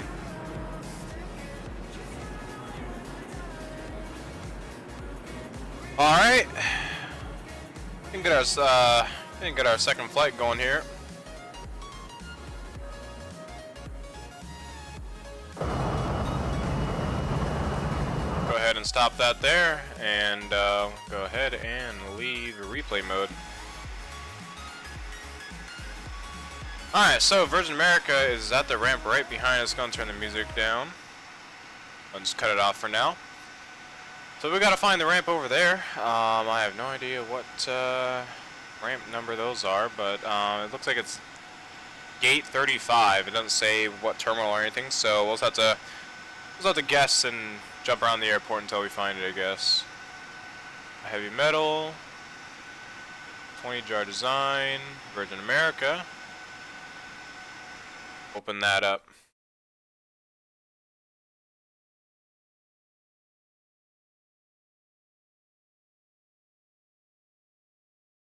Going down in Vatsim right now. So Albuquerque Center and Los Angeles Center is online.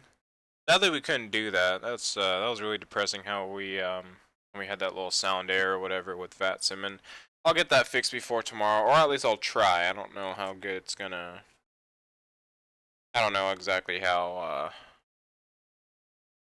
Not exactly sure how it'll play out, but hopefully it's a simple fix. I'm thinking it's a simple fix, but never know what to explain.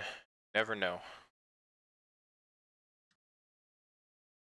Okay, so we're over here at these ramps. It's not correct.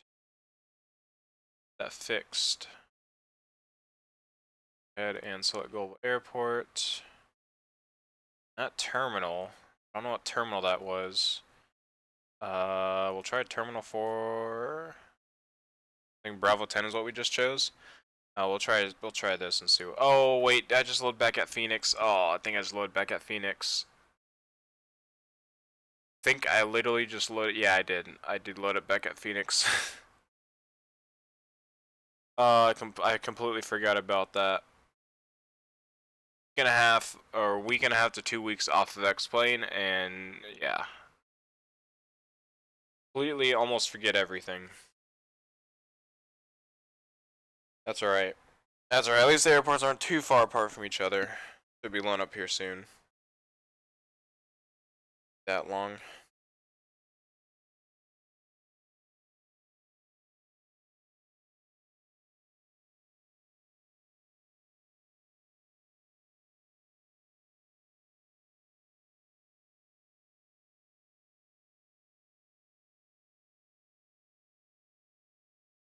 Aha, there we go.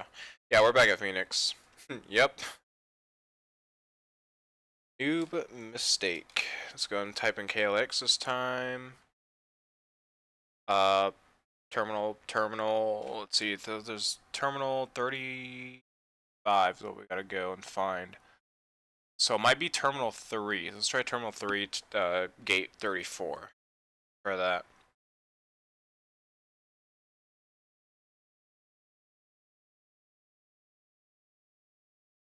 Man, it feels so good to get back in X-Plane.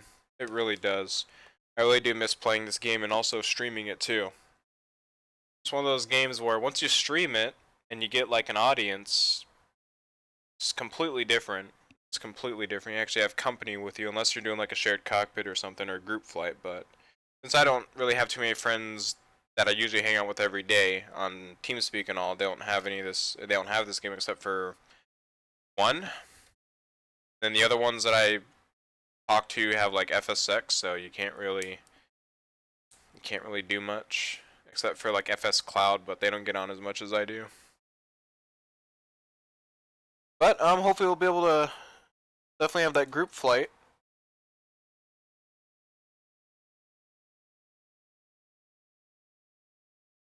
And again, if you guys want to figure out about the group flight with me, that will be posted on my Discord and my Steam group. So if you're not part of both, on my Discord, I'll start being more active in Discord.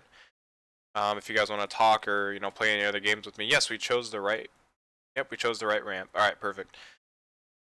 And Steam groups, if you just want to add me as a friend on Steam, that's perfectly fine. Just join my Steam group, send me a friend request. I'm pretty sure Nightbot already spammed it about 5 times or so you guys should be able to see that. You get rid of that up there, and we're going to go and pull up all of our charts. So we're going to close all these files. Go and find our A320. Put up that one. That one, yep. And we're going to find the KLAX. Find the KLAX stuff. KLAX, there you are. And we're going to find the ground. And then let me see if I do have the departure. Dark 1 departure. I've never heard that departure. No, we do not have that. So I need to grab that real quick. Let me grab that real fast. So Dark 1 departure.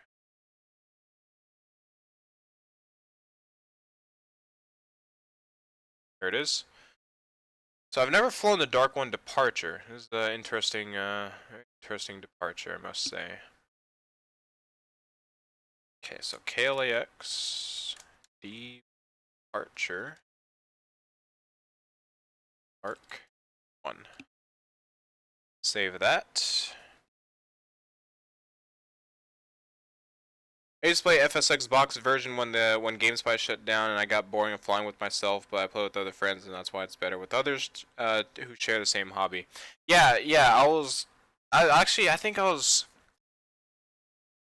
right as soon as GameSpy shut down. I think that's when I got into X-Plane 10. So I didn't really experience that because I was getting into X-Plane 10.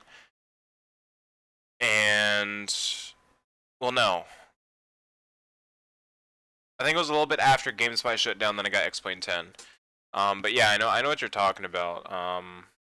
And I'm kind of glad that the new company took over and hosted servers for it again. But at the same time, it's just like I don't care because I don't fly X-Plane anymore. I fly X-Plane, not X-Plane, FSX. I don't fly FSX anymore.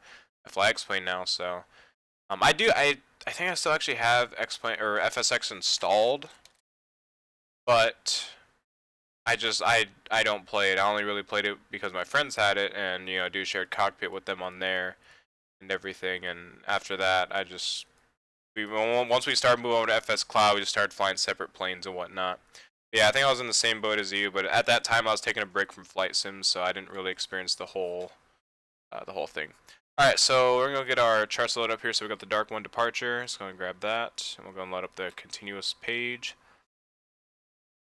And then we'll go and find KSFO, which is going to be down here. We'll open up the Surfer 2 arrival. So arrival chart Surfer 2. And we're going to be landing on 28 left. I'm playing for 28 left on this. And we'll go and load up the ground chart, and we're basically good to go with all of our charts there. Now we're gonna bring up the Airbus charts here first. It's going to go into the cockpit. So we are in the cockpit of the Airbus. Let's make sure that all my panels are set up, or all my cameras I meant. Alright, we're good. So engine igniters are off, engine mode selectors are normal, ground power is going to be coming on. Here, ground power is coming on, fuel's gonna be connected. We're gonna get park mode disabled, let's go up here. And we're gonna get battery 1, battery 2, external power. APU fire Tesla stuff is yada yada yada. We're gonna get the APU turned on. APU will be coming alive. Then wait for that to come on once it says available here. Wow, my tablet is still sitting at 1% right now. It's just sitting at a constant 1%. I wish I could I'm probably just gonna idle it for a bit. Get a little bit battery out of it, a little bit more battery. Alright, so we are available now. We're good there. Let's get the APU gen. Nope. APU bleed will be coming on. APU master, all that stuff is good. External power can now come off. Let's go ahead and disconnect the truck and the fuel. So we're gonna be carrying 5.5 kgs kilos of fuel on board tonight for this flight. So 5495. Yep. We're gonna go ahead and load that on in. That's gonna deduct fuel from us, so there we go. That's all entered in and good to go. We go ahead and disconnect the fuel truck from us. He is disconnected, so air conditioning, let's go and get the packs turned on. Air conditioning, no white lights, cross speed fuels, all that stuff is good. APU gen, do I not have to turn it on? Okay, yeah. Alright, so ADRSs will be set to STS, whoops, STS, and we'll set that to 1. Go on and align the first nav, wait for the battery light to turn off. And we'll set the second one, wait for the battery light to turn off. The cockpit is too hot. Fix that for that guy. There we go. And we'll set the number 3 IRS. And we'll wait for it to say we're clear. Yep, enter position, and we're good to go on that. Strobe lights are coming on to auto. Nav and local lights are coming on. Wing lights are staying off, beacons are staying off. Runway turnoffs all good. We're gonna go and arm the emergency exit lights. We're gonna get the no smoking seatbelt signs turned on. Emergency lights are armed. Landing elevation is set to auto. Radios are coming on. Radios are now on. ATC route received. Flight management computer. We're gonna go and program that. So gross weight, 0 fuel weight. Let's go and enter that in. There we go. It's entered in. Let's go back to the first page. And we're going to be going from KLAX to KSFO. Whoops. KLX to KSFO. There we go. Pop that in there. We're going to do flight number of VRD318 for Redwood 318. We're going to put that in the flight number. We're going to line the IRS as well. Cost index is going to be 53. 53. Cost index. Cruise altitude. We're going to answer that in later. We're going to go to flight plan. We're going to go to KLAX. Go to departure. We're going to be departing on runway 25 right. So we're going to find 25 right. There it is. 25 right. And we're going to be on the dark one. Uh-oh, we don't have the dark one arrival on here, do we? Okay, apparently, oh yeah, we don't, oh yeah, I forgot to go on a, I forgot to get the Navigraph update. I forgot to do that. I'll do that later. We'll be on the, we'll do the, Ventura 7 departure for now. And then, we'll be on the San Marcos departure, I guess, or transition. That'll work. Hopefully, we'll check it out. All right, we'll insert that, and we'll go to San Francisco. And we're going to be on the 28 left, for the ILS for 28 left, and we're going to be on the Surfer 2 arrival, Surfer 2, and I believe it is going to be the Menlo approach transition, and then no transition. Alright, we're going to go to flight plan, we're going to insert that, we're going to look for any discos, so right there. We're going to go ahead and clear that, insert, and we're good to go. All good on that. Let's go to the performance. We're going to go and set our V speeds. We're going to go and set our flex, foxtrot for flex, and then 45. We're good there. Let's go and make sure our phases have numbers in them.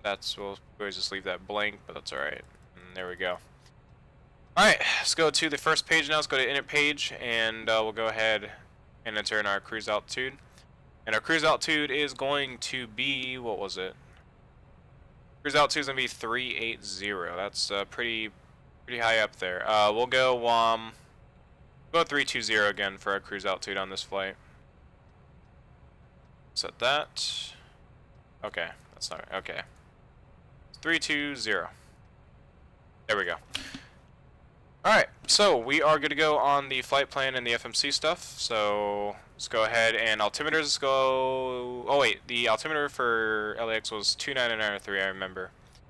Set that 29993. It's good, nose wheel steering is on. Let's go up here and get ready for our pushback. So doors are closed, beacons are coming on. Beacons are on. Call tow. Let's go and get the tow called up, and we'll get ready for pushback out of here. So call tow. Ground release park brake. Nope, not gonna last. Okay, well the ramp is gonna be released once we push back anyway. That's all right.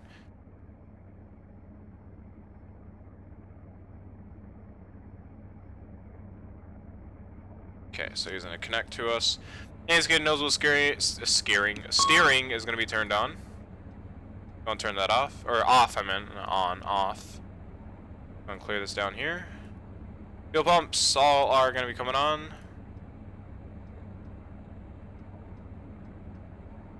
There we go. Fuel pumps are all on. Engine mode selector gonna be on to start once we get pushed back here. On here, set that to start. Come on, there we go. Alright. Make sure we're all set up there. Make sure the park stuff isn't on. Alright, perfect. So we're gonna be pushing back. Tail to the right with the plane orientation. So let's go ahead and start the pushback. Park brake off. And we'll start the engines once we get pushed back and ready. This isn't gonna be too long of a pushback. I kind of want to change the time of day. Let's go and do that actually. Let's go and do that. Make it a little bit darker. A little bit more. There we go. I think we're gonna. I kind of want to get to San Francisco at like sunset, so maybe about there. Kind of like there. I think that'll work. Go and start bringing the tail to the right. I think we overshot it a little bit, but we'll see. Yeah, we overshot it a little bit. That's alright. That's alright.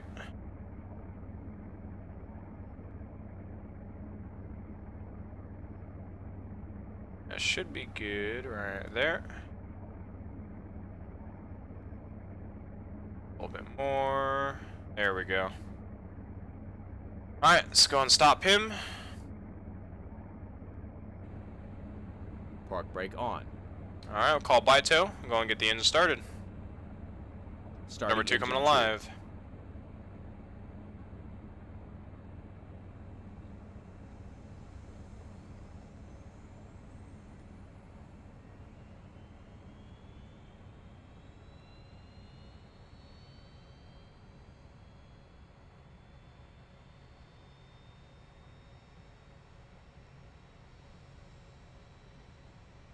Sounds are really quiet.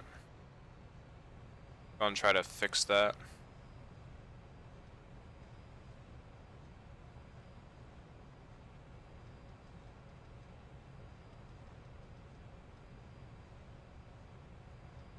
That's why they're so low. Yeah, okay. There we go. That's much better. All right, engine number 1 coming alive. Starting engine 1.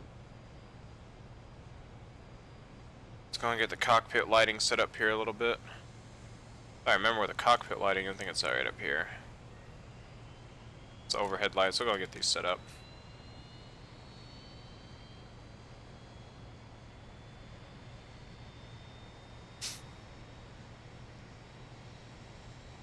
That off.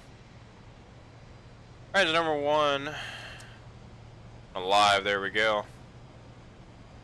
Auto brakes coming on to max. Nose wheel steering is coming back on.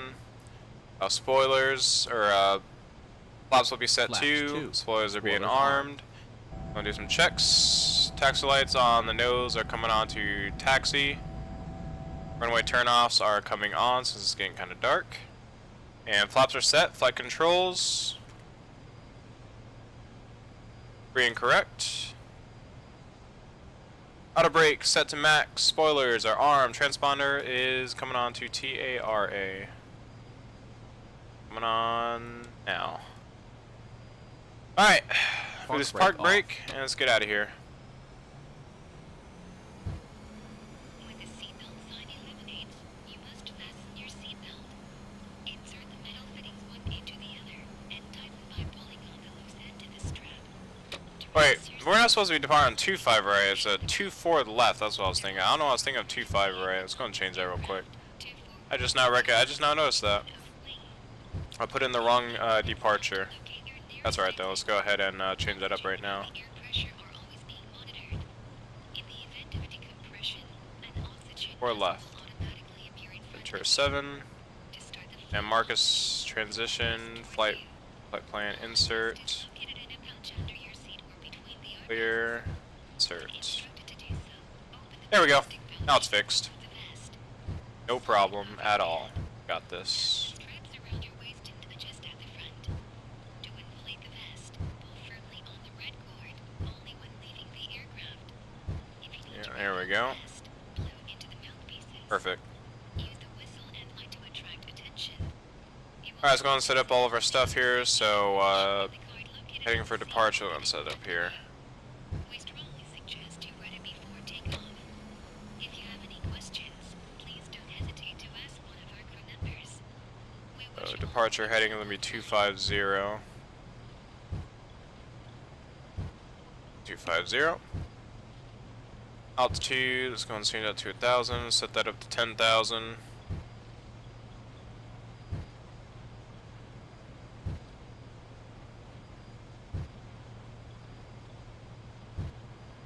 Alright, at the holding point.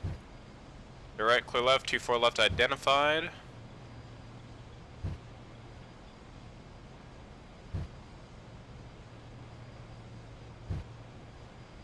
Lights on to takeoff. The landing lights turned on. Strobe light is going to stay on auto. Wing lights are coming on. Belt signs are good. Ups are set to. Speed brakes. Switch that back on to normal.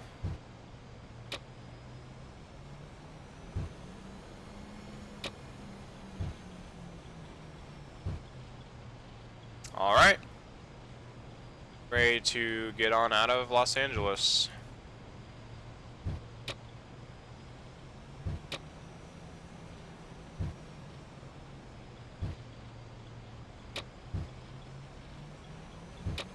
Set the flex. Take off set. power.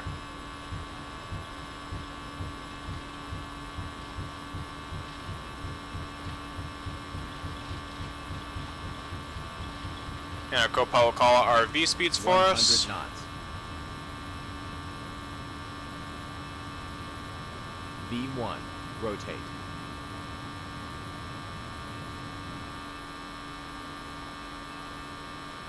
Positive climb. Gear coming Gear up. up.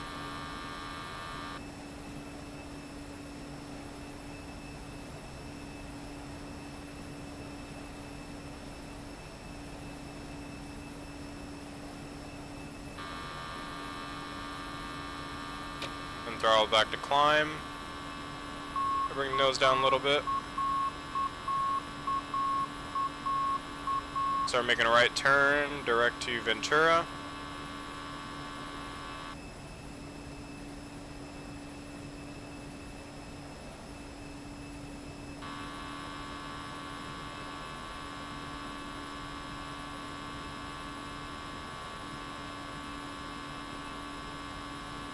There's speed there.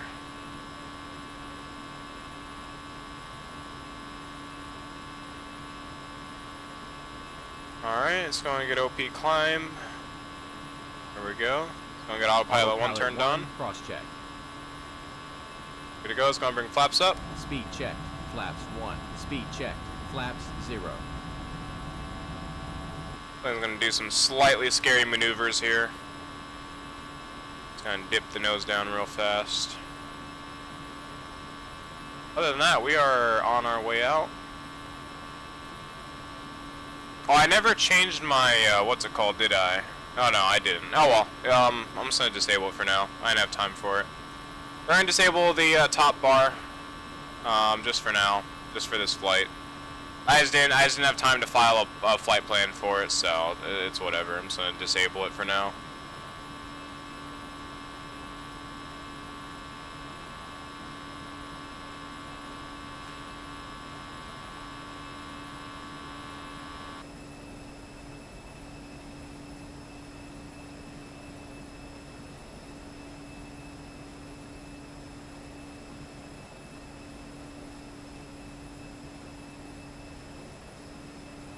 Okay. Here we go.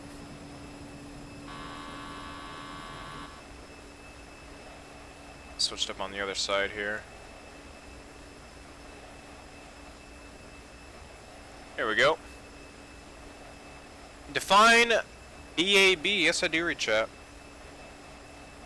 I do indeed. Only when I'm not busy with stuff, though.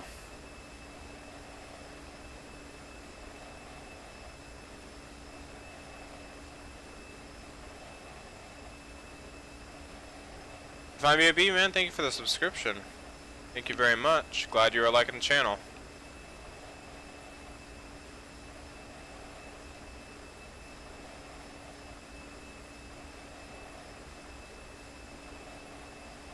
Just got X-Plane 11. Nice. I'm about to get that soon myself.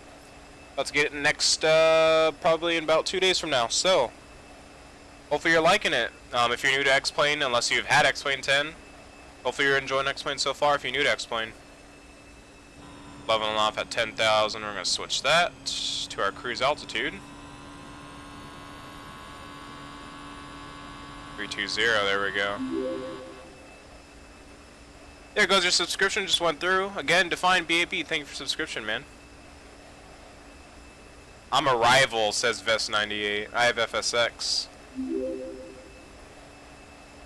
Oh, Vest98, thank you for the subscription as well, man. Glad you enjoy.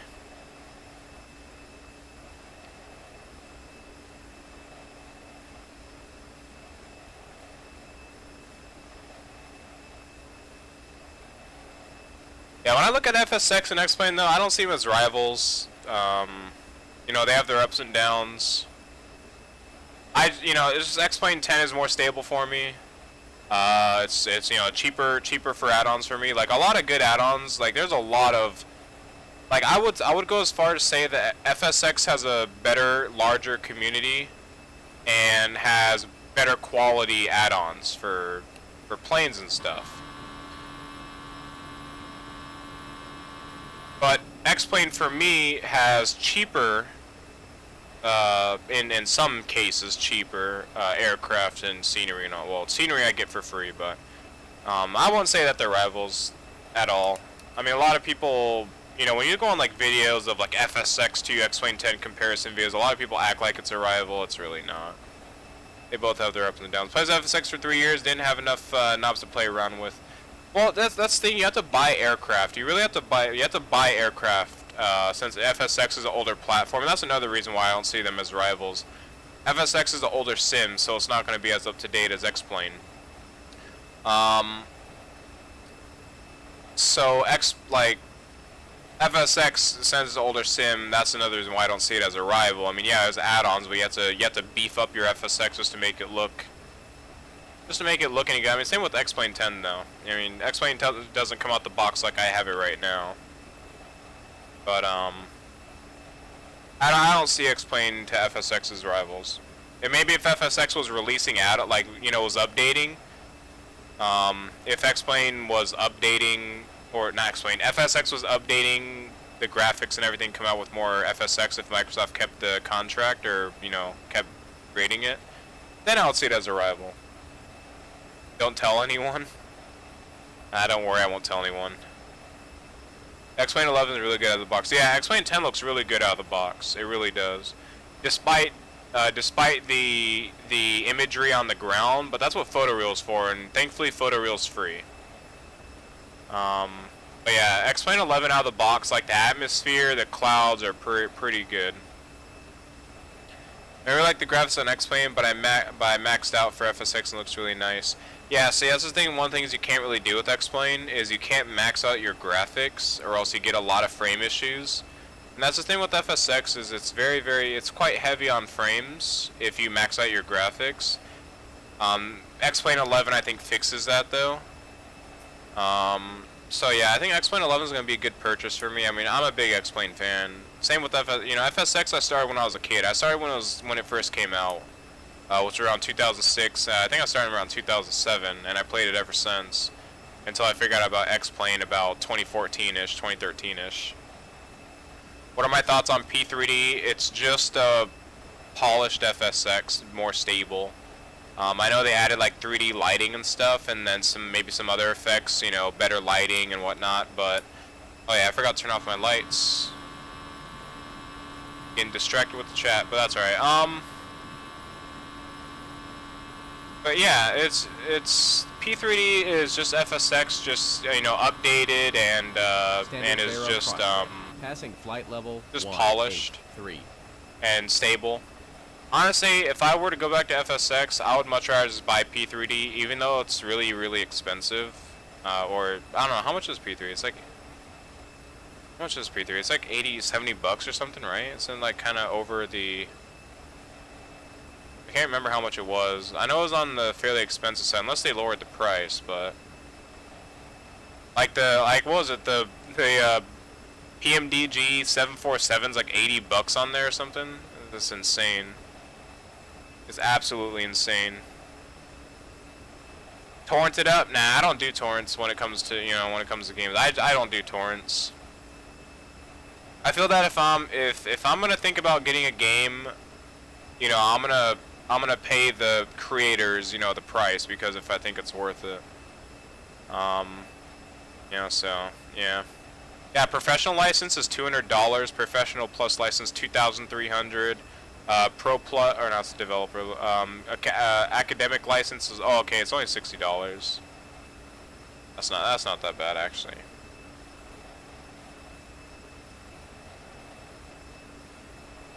Yeah, like I said, if I want to go back to FSX like on a full scale, I would much rather just go to P3D. It's pretty much the same thing, just it's polished.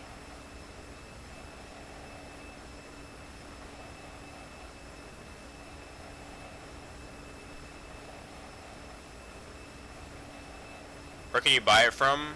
P3D, you buy it from their website. You get it off of prepared.com,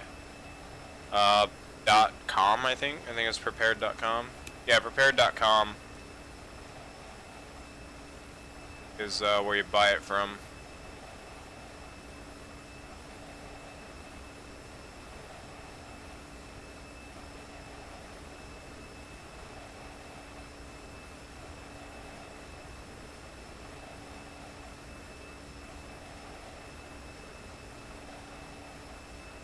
No problem. Yeah, it's $60. All the FSX add-ons, as far as I'm aware, are actually work for P3D. Because, like I said, it's the same exact thing. It's just repolished and rebranded. So, yeah. Too good.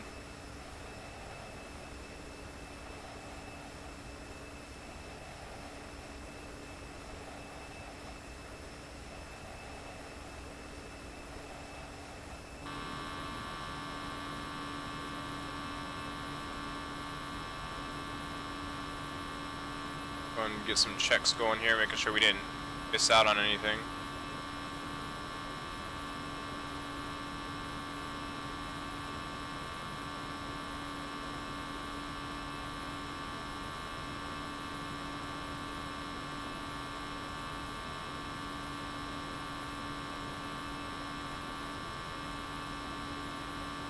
Well, here's the thing. I torrented GTA 5, but couldn't play multiplayer, so then I bought it and then played GTA Online. They should have explained multiplayer with ATC.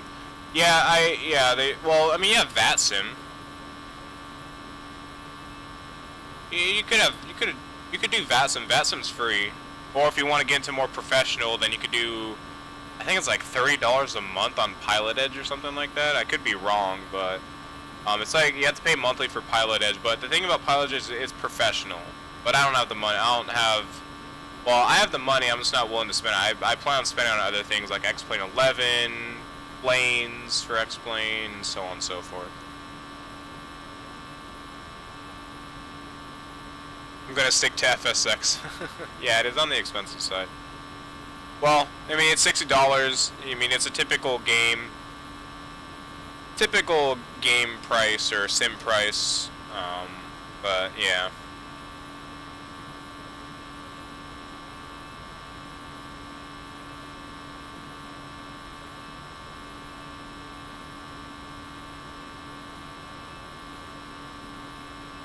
You have that membership trying to become a pilot. Oh, nice. Yeah, I would invest in Pilot Edge, but like I said, I have other things I want to buy, other games, X-Plane 11, planes for my X-Plane itself, and you know, maybe some other stuff in the future. So yeah. Vatsim is like so strict. Vatsim's not that strict. It's really not. It's honestly, Pilot Edge is kind of more strict than Vatsim if you think about it. Pilot Edge is just like I don't know. It's just they have their ups and downs. They both have their positives and negatives, but I think Vatsim is a little bit more chilled, more relaxed, more laid back. I mean, Pilot Edge controllers, they are really relaxed too. Like, don't get me wrong. They're really professional. They're really laid back, and Vatsim's the same way. Sometimes they could, you know, some ATCs, depending on like if it's an event, they could get a little bit rowdy due to how much traffic is on, and if you're messing up their flow or something like that, you know, just like how in real world ATC, they'll get kind of frustrated and they'll, you know, it's kind of a typical thing, I guess, but like I said, they both have their positives and negatives.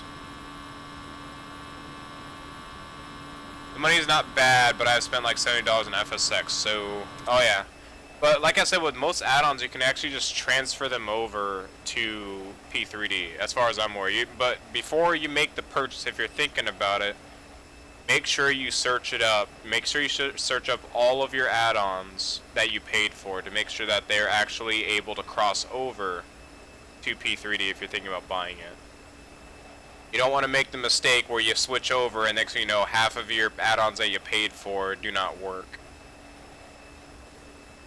Any advantages for getting a yoke versus a joystick? I have a yoke. You definitely have more control, probably more comfortable, more professional feeling. It also depends on what type of aircraft you're flying. If you're flying like an Airbus, you know, you want to fly on a joystick because that's what they fly. If you want to be accurate to what they fly, if you want to do like Boeing, or if you're doing Cessna, if you're doing anything else as the normal yoke, then definitely just get the yoke. I know they're on the expensive side, but I think it'll be worth it. I don't have a yoke. I have a joystick and some pedals, and that's it. But in my opinion, I think that'd be worth it. They're really expensive, though. Definitely one of those things where I personally want to save up money for. Yeah. Yeah, I'd say they're worth it. I'd say they're worth it. But we got some messed up photo reel over there. That's alright though. But I mean, I feel like yoke you'd have more control, better adjustments, and yeah, as I said, a more realistic feel. Ladies and gentlemen, the captain has turned on the seatbelt sign. We are now crossing a zone of turbulence. Please Am I a pilot? No, I am not a pilot. thank you. I plan on getting my private pilot's license after I go through college and get enough money up, saved up. But, no, I'm not a pilot at all. I'm just a enthusiast right now. Just do it for a hobby. Or as a hobby.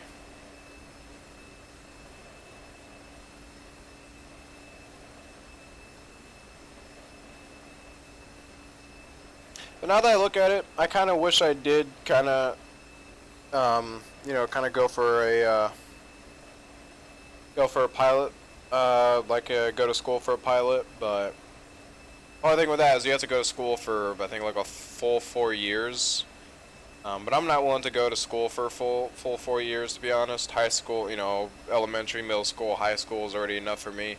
I think the most schooling I could take is probably like another 2 years or so.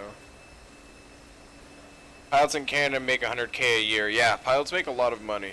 They make a lot of money. The only thing with that is when you go to school for it, it's just going to be non-stop studying, non-stop work. It's just, you're going to be committing a lot of your time in the, like after, before and after school, just studying, everything. Just, it's going to be a lot of work. Especially if you want to get hired to a good airline too. 4 years, the same for engineering. Yeah, 4 years is the normal for everything. Like it is, but like I'm talking about anything to do with 4 years, I will not do because, well, I'm going in for firefighting. I'm going to school for firefighting, so I'm, you know, majoring in fire science and, you know, We are close to other top stuff. of descent, sir. But yeah, I mean, there's like, you know, like doctors, engineers, you know, chiropractors, pilots, anything like that, anything major like that, you have to go for 4 years for sure. Dad is a doctor, you have to stay for 8 years. Oh, well, something like that. I don't know what doctor. I mean,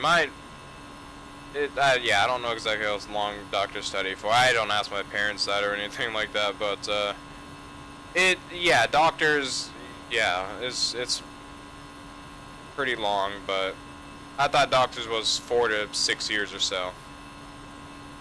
That's what I thought. I guess it just depends on what school you go to or what you're doing for your, you know, for doctor.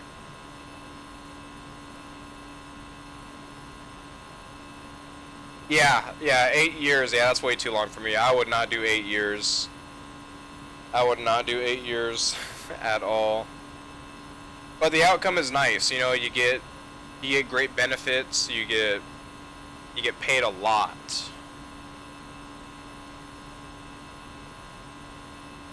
Yeah, firefighter. Yeah, firefighter does sound fun. And up here, you only have to go to school for I think 2 years, and you could get a job. You could apply for a fire station. So it's pretty cool, and you get paid for your first year. I think you get paid like 40K a year, which is for the start, and then, you know, it just adds on from there. So it's a pretty good starting amount for firefighting. Not bad at all. All right, we're gonna start getting our descent ready here. We're gonna be coming into the Surfer 2 arrival here. We're coming up onto Surfer now. Nearly is going to be at 2,000, so it's going to make sure that is correct. Because usually this FMC does not set things correct here. Yeah, see? Not correct at all. After residency, he makes 300K. But the dude still won't buy me stuff or won't buy me flight sim stuff.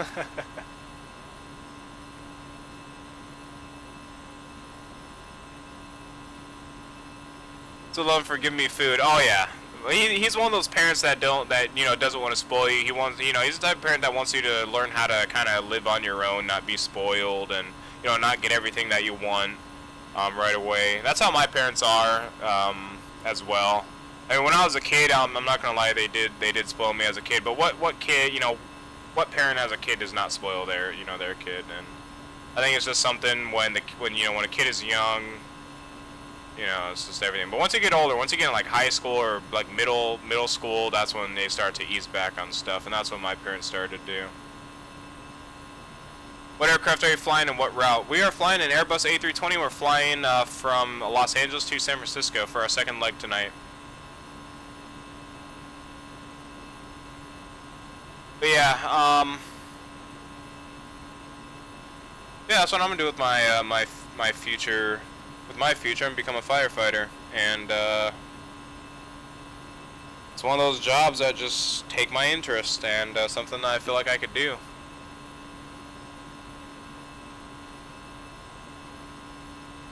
Alright, so we're gonna go to Waves. Waves gonna be at 15,000. We'll probably plan that for 16,000.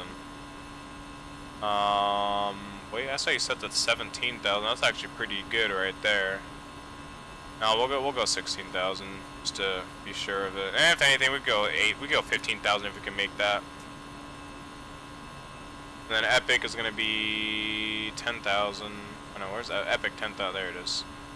So we'll set that for 10,000. We'll see if we can make 10,000 at that. If not, then we know it could be under in between 15,000. That looks like an A320. Yes, it is an A320. It's the Jar Design A320. Beautiful A320.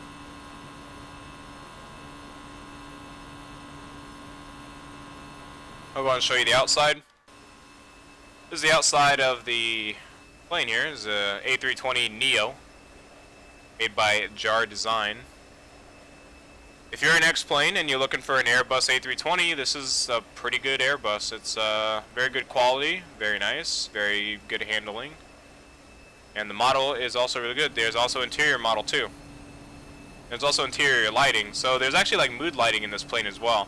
So when you're in the air at cruising, it turns blue, and then I think when you're on the ground, it turns like green or something. Something like that. It's actually pretty cool.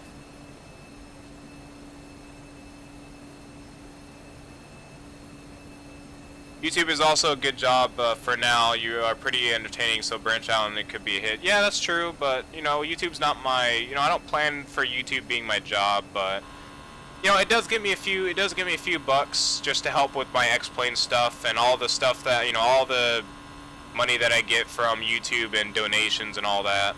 I spend it on X-Plane stuff specifically for, you know, X-Plane streams and whatnot.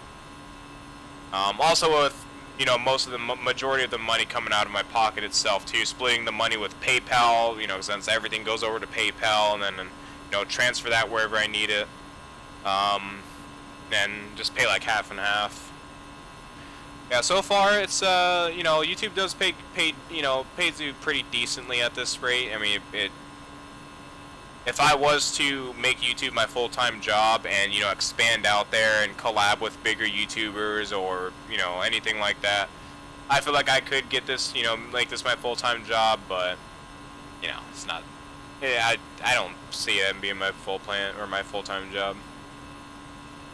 Microphone, I just use a Logitech G430, so nothing too fancy like a Blue Yeti or something. Alright, Vest98, thank you for stopping by, man. Thank you for subscription. Hopefully you have a great rest of your night, and hopefully see you soon.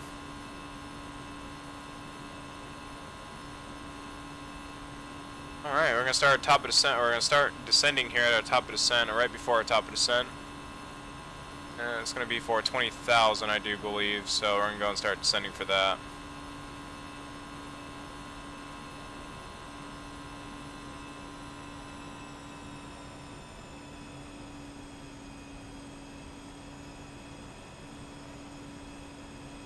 $1,000 views equals $1. Yeah, something like that. Well, it depends on because right now I'm actually, so yeah, I'm getting around that because I'm making $1, like, it says my estimated revenue is $1.58, so it's almost $2. But of course, like I said, if I was streaming more, if I was more active on my YouTube and expanding out there, I for sure could get the YouTube, you know, YouTube career if I really want as my 100% career. I could definitely get it up there to where I have quite a bit of views, but yeah, YouTube pays pretty well. It just depends on also what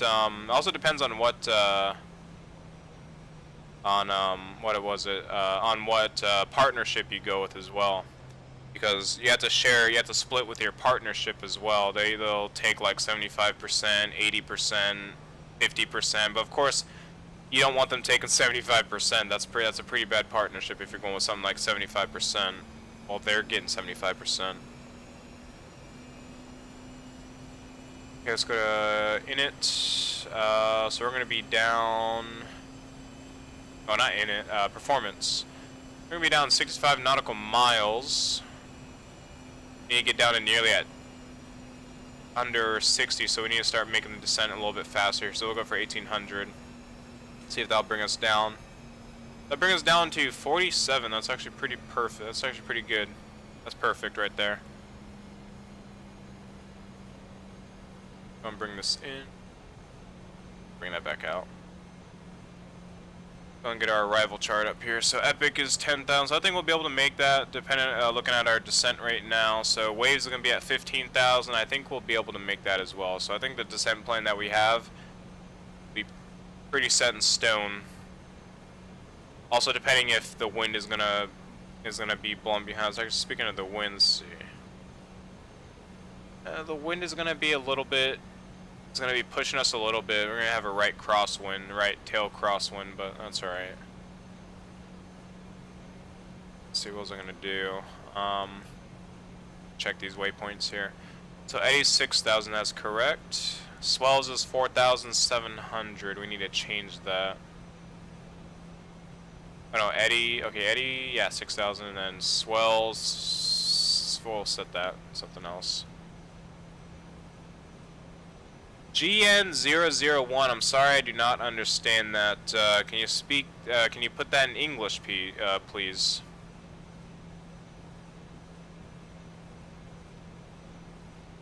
Go and execute that, or insert that. And Menlo is going to be at 4,000 at 230, so that's good.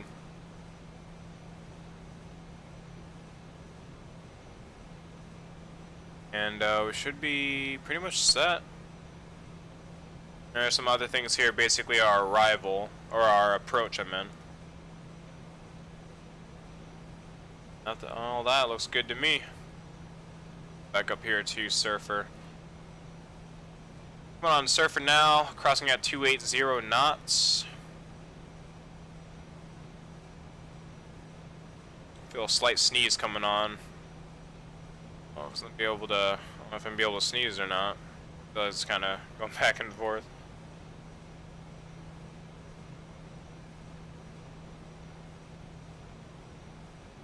Alright, let's go and see the scenery before we have to start really paying attention to our instruments. We're actually catching the sunset in a pretty decent time right now. Good.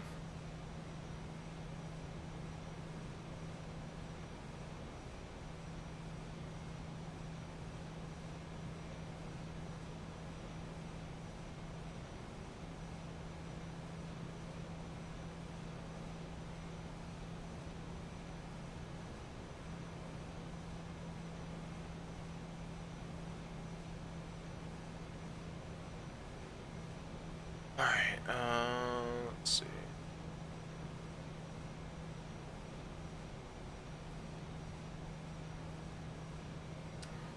Looks like the Oakland Center just got online in Vatsim. Sadly, we cannot be a part of that. We wish we were able to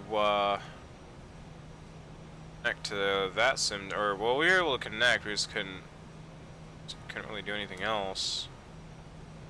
Couldn't get our comms to work, or couldn't hear anybody, which I'm going to be fixing tonight.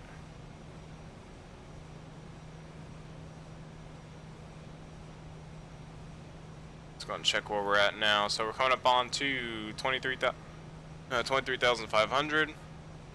And we're about to get the hiccups. 23,500, and we're going down for 20,000. We'll be able to make that. That's about 20 nautical miles out right now. Go to the performance, so we're gonna be at by 10 nautical miles. Let's go and bring the descent speed back a little bit.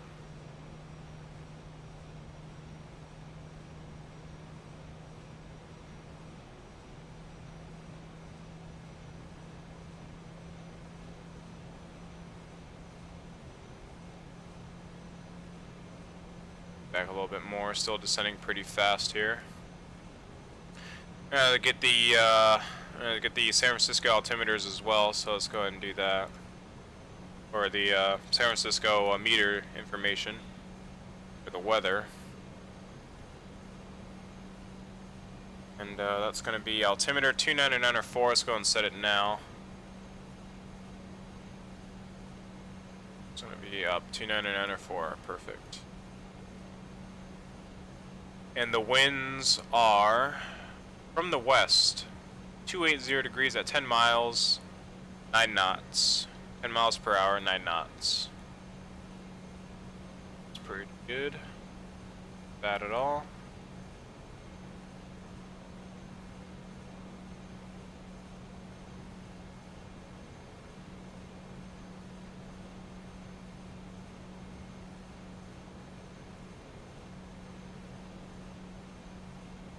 Up on to about 12 nautical miles out. Yep, 12 nautical miles out. Down 10,000. So we're going to be at waves by 15,000, I think it was.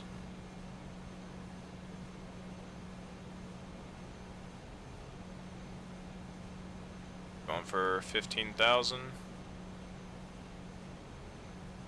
Yeah, I put 16,000, but I think we'll be able to make the 15,000 mark.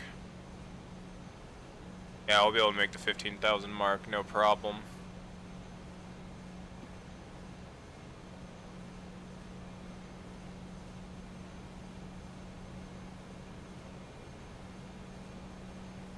Not a problem.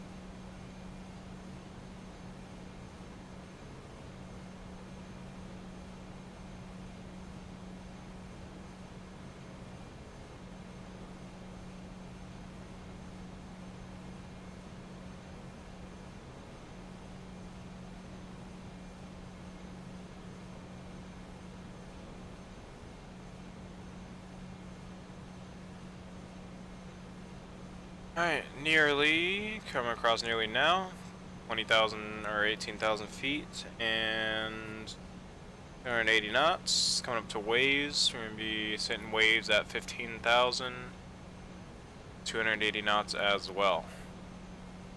After waves, we got epic.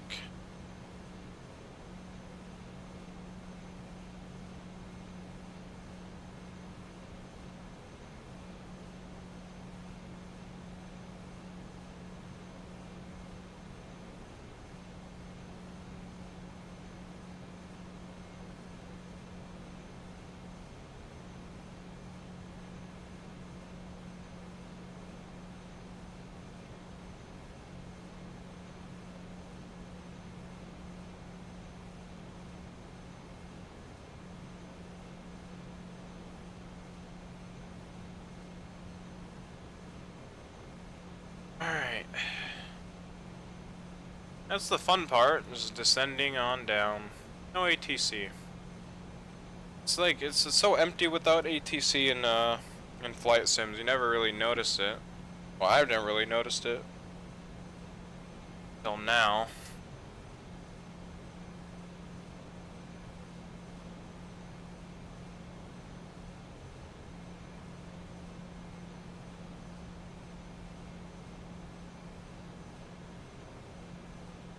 I think I'll stream something after this though. I don't know what to stream.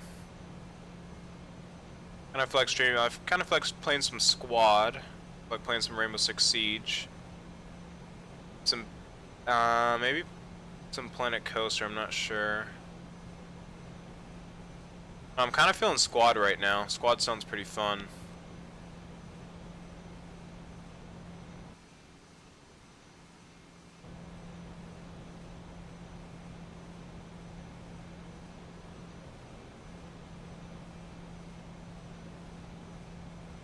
Should start turn soon here. Yeah, here comes wave coming up.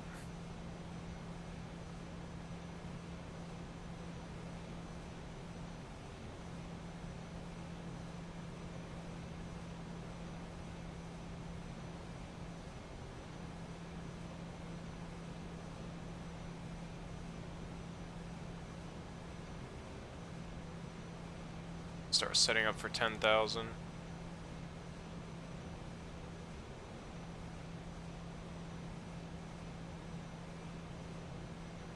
Alright, so we're going to be down in 22 nautical miles. Going to bring the descent speed of, down. Send a little bit faster here.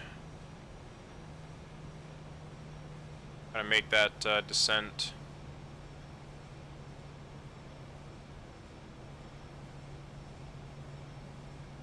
So Epic's going to maintain at 280 knots, and then we got Eddie at 240 knots, and we got Menlo at 230. So 280, 240, and then 230. Perfect. Definitely be able to make those.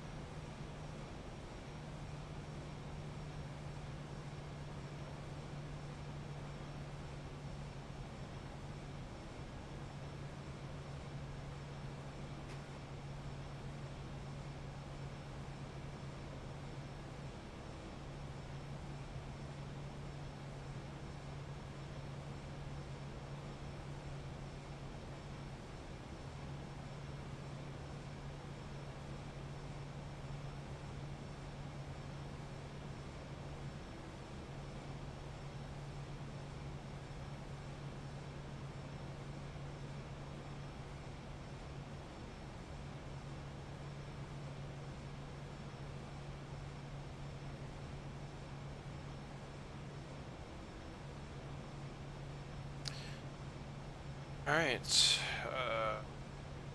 so coming up on Epic now. It's 5 miles out, nautical miles that is. We'll go and get some music playing, why not?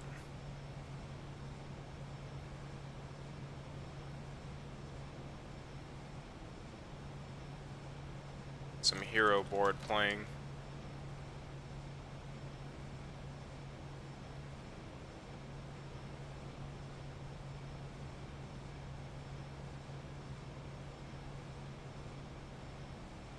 Let's get one of their mixes here.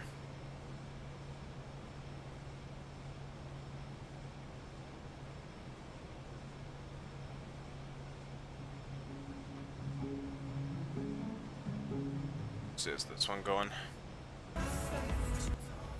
That was immediate. Let's go and bring that back. There we go.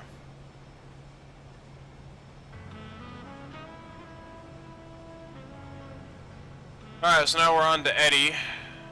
6,000.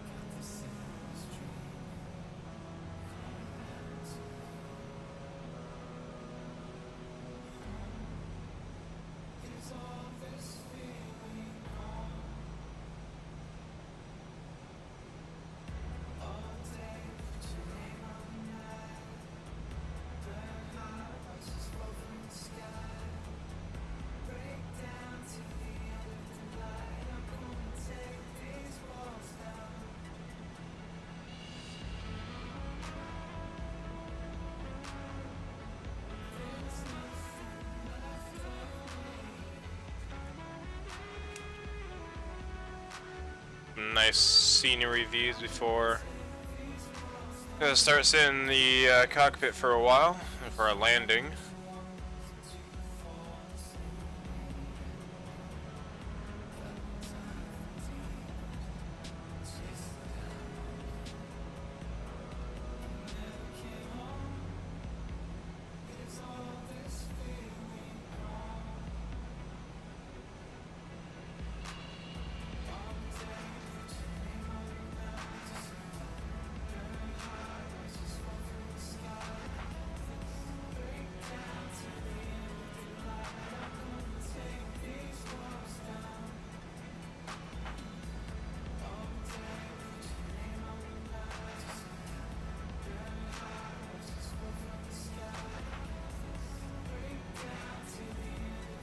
Ignore that.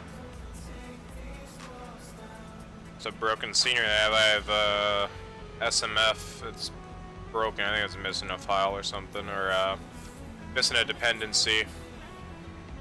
Alright, should be able to start seeing San Francisco here soon. Gonna be right up around here somewhere. A little bit past that.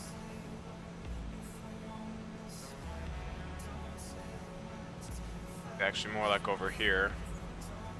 Yeah, like over here somewhere. And we'll get a view of it here soon. So let's go and start slowing the plane down for 240. I was just slowing down 250 a while ago, but that's alright.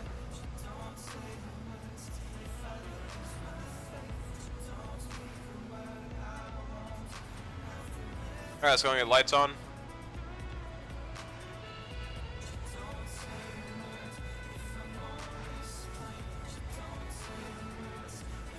Gonna get our checklist up. Actually, before we do, let's go and get the 28 left localizer information. Let's go down here, go to nav radio, set the course in for there. So 284. Go. And checks here.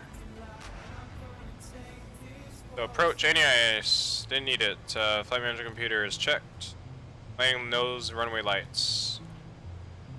Set takeoff. Set wing lights on. Good there. Autopilot ILS mode. Check ILS frequency. ILS frequency is checked. Autopilot approach mode will be coming on soon when we're capturing the ILS.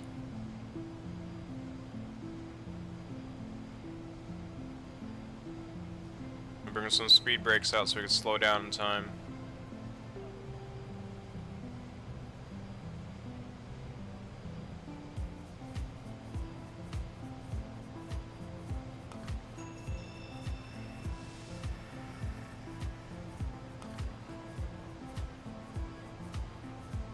Auto brakes are coming on to medium. AP, is the bleed still on? Oh, it is on.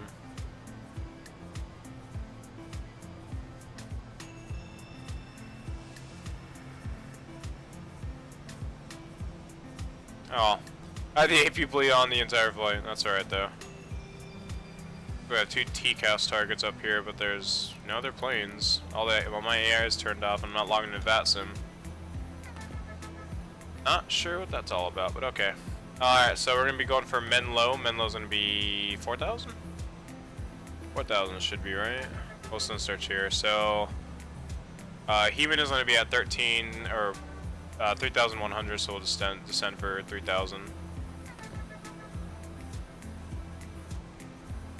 And we'll be down to 3,000. Let's go descent speed a little bit more here. I'll start slowing down for 230 knots.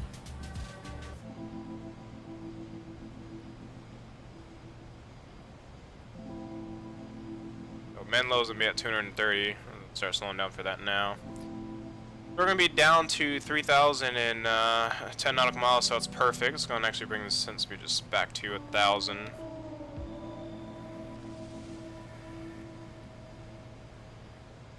I'll turn the music down a little bit there.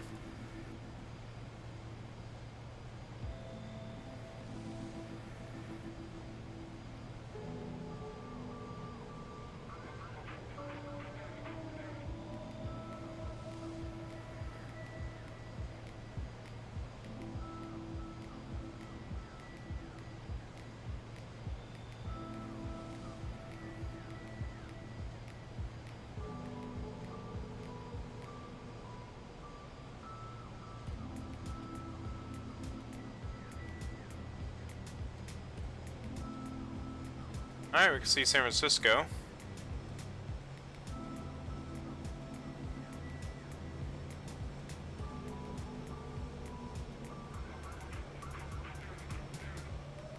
Alright, let's go and get ILS mode on. We got the localizer and we got the glide slope.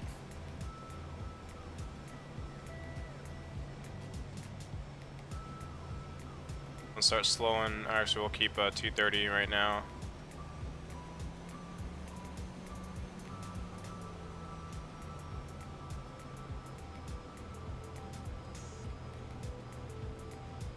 Speed is not okay for next flaps Oh, did position. I press my flaps button? Whoops. Whoops.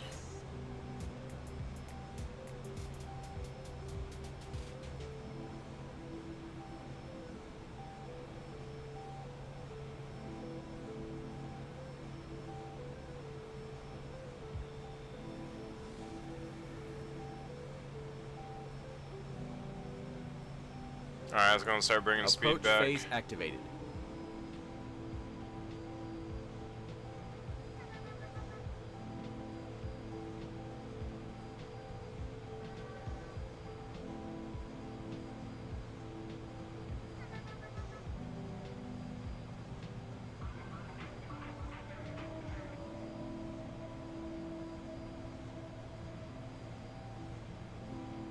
Try to get down 220.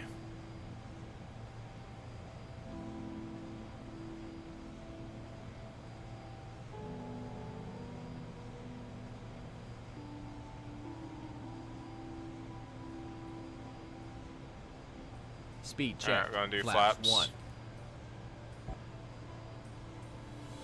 1. Alright, let's go and do AP2, approach Autopilot 2. mode. Cross check.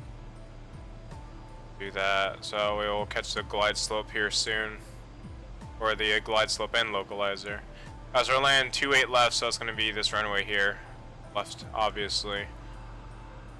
Should be pretty good. Hopefully we'll do a good landing. It's been a while since I've flown this Airbus, so I think last one was actually on my last stream, so hopefully we'll have a good landing this time. Start bringing speed back to 210.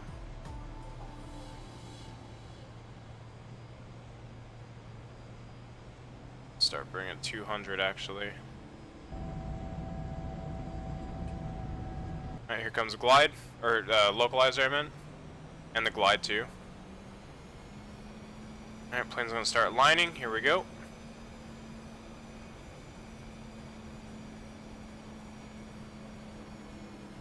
Alright, coming on final.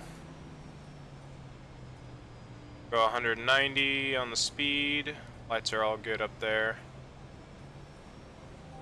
Oh, good. Oh, wow, it overshot that alignment by a long way. Speed Jeez. check. Flaps 2. That's alright, though. As long as it stays on the glide and it stays on the localizer capture zone, we'll be fine.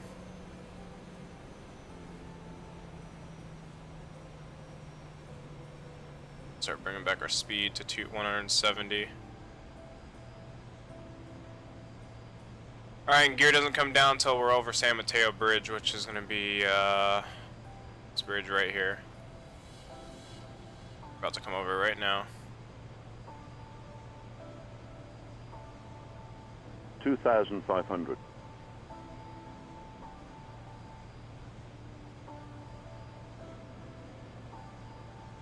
Alright, brake fan coming on. Blows are armed. Auto brake is set. Autopilot will be disconnected before touchdown. We're actually going to hand fly it in once we get everything stable. Alright, gear down. coming down. Roughly over the San Mateo Bridge area. Harperino, hey, what's up, man? Ready, Thank you for altimeter that alive. comment, and welcome to the stream. Hopefully we'll do a good landing. Alright, let's go and start bringing speed back. I'm gonna bring flaps Speed down check. to 3. Flaps 3. And we'll do flaps full here soon. So let's make sure we got everything this is after landing, so we're all good there. Let's go and get that taken off our screen.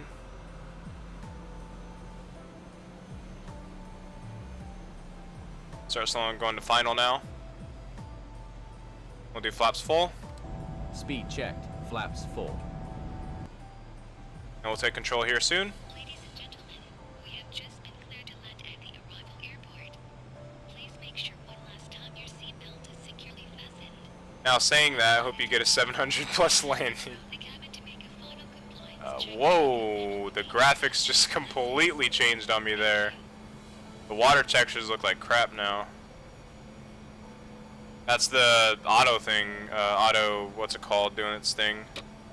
We're gonna take control of the throttle. Autopilot's coming off, auto throttle's coming off. Alright, we have control of the aircraft. Alright. 1,000.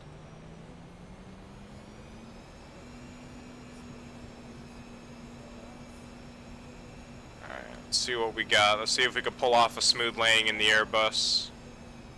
In the bus, let's see.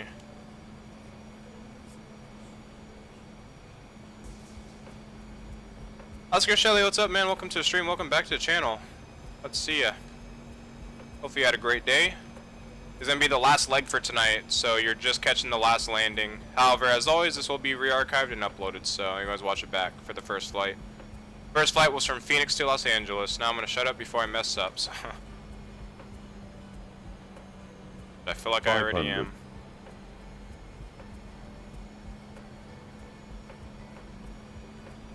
400. Land green checked.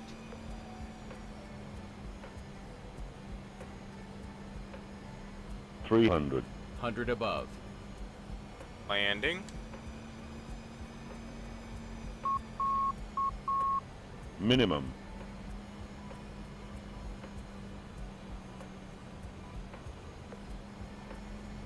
100. 50. 40. 30. 20. Retard. Ground spoilers. Hard Set. landing, Go damn. around. Flaps. Oh no, it's gonna do that stupid thing where it... Oh, it's stuck. I hate how it does that. I don't know why it does that. The hard landing. I've had a feeling we were gonna do a hard... I had a feeling we were gonna get a hard landing. I'm just saying that now. I had a feeling that was gonna happen. And 60 knots, release. You said 700. But close enough, close enough. I don't know, I had a feeling I was gonna have a bad landing. It's been a while since I've flown this Airbus. Oh, why aren't the brakes working? I'm having that glitch again. Having that stupid glitch again where like my brakes do not work because it put it in go around mode, which is stupid. For your safety and comfort, we ask that you please remain seated with your seatbelt fastened until the captain turns off the fasten seatbelt sign. Alright, well, we made it and we're safe. That's all that matters. A landing that you could walk away from is a good landing. Please check around your seat for any personal Let's go and hold here. brought on board with you. Let's clean up. Two. I Flaps. don't know why it goes in Flaps. go around Zero. mode. Probably because the landing was hard or something. Probably because I bounced. I don't know. Weird. On behalf Okay, of our put that back in. the entire crew, I'd like I to mean, thank take you this for out. joining us on this trip, and we are looking forward to There we seeing go. you on board again in the near future. 345 cent. If you would have flared at 30, would have been around 150. Yeah, I flared way. Yeah, I flared a little. Well, I started my heavy flare way too late. I started a slight flare, a little bit before, but yeah. Well, it wasn't that bad. Only my back sore. All right, where does Virgin park here? I have no idea where Virgin parks in San Francisco. I think I flew here one time. I have no idea where Virgin parks though. I guess we'll just park in the American gates. We'll steal American gate. But yeah, I had a feeling that was gonna be a hard landing anyways, to be honest. I even called it, but yeah, getting back into flight sims. My first landing was actually really good though. My first flight in the 737 was really good. To the right? Okay, well, we're just gonna steal an American gate. We'll steal an American gate for now. Yeah, I am not very familiar with where Virgin. I know where obviously United parks here, close to you. Yeah, we'll just steal an American gate.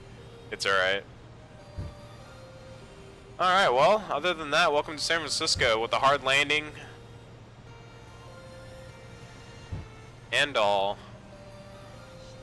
Pretty good approach, just bad landing. Alright, park brake is coming on. Park brake on. And once again, welcome to San Francisco. Where's Virgin Park? Is there they park at this terminal here or something where United is? I don't know. There's no static aircraft here. You just look for a static aircraft. Yeah. Close enough. Yeah, close enough.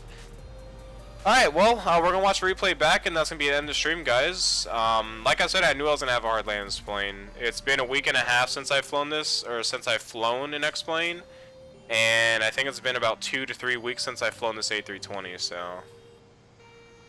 I can usually hit a 100 to 150 in the A320 if I start flying at 40 to 30, then smooth it at 10. Of course, I love both aircrafts, but normally I prefer Boeing too. Yes, Boeing is... I master the Boeing. Just Airbuses are a no-go for me. Like, well, not necessarily no-go. I love flying Cockpit off. Airbuses. Flaps full. They add a different perspective. They add, you know, it's a bit more challenging than flying just Boeings all the time. But like, I'm a Boeing person, 100% Boeing person. And once I got this aircraft, I was making landings in like 2 Gs, 3 Gs landing when I first bought this plane and flew it. I was making the hardest landings possible in this plane. It was insane. But Airbuses are a lot of fun. Airbuses are a lot of fun. The delayed fly-by-wire system is very challenging. 50, 40. See, I started a slight 30, flare there, but it wasn't 20. enough. It was not enough. Yeah, I think that little extra bounce there is what activated the go-around mode. I originally hated the 757, but damn, I eventually fell in love with it. I love the 757. I fell in love with it when I first flew it. Even though the first time I flew it was me and my friend flying shared cockpit, and it ended up going really bad. He landed the plane with no engines left. He landed the plane with no engines, and mind you, that's his first time flying in X-Plane ever, and I actually have it uploaded on my channel. But yeah, 757, I'm fairly new to that as well. I bought it not too long ago, probably about a month ago, and I'm absolutely just loving it. But yeah, guys, that's the stream for tonight. 2 flights for what?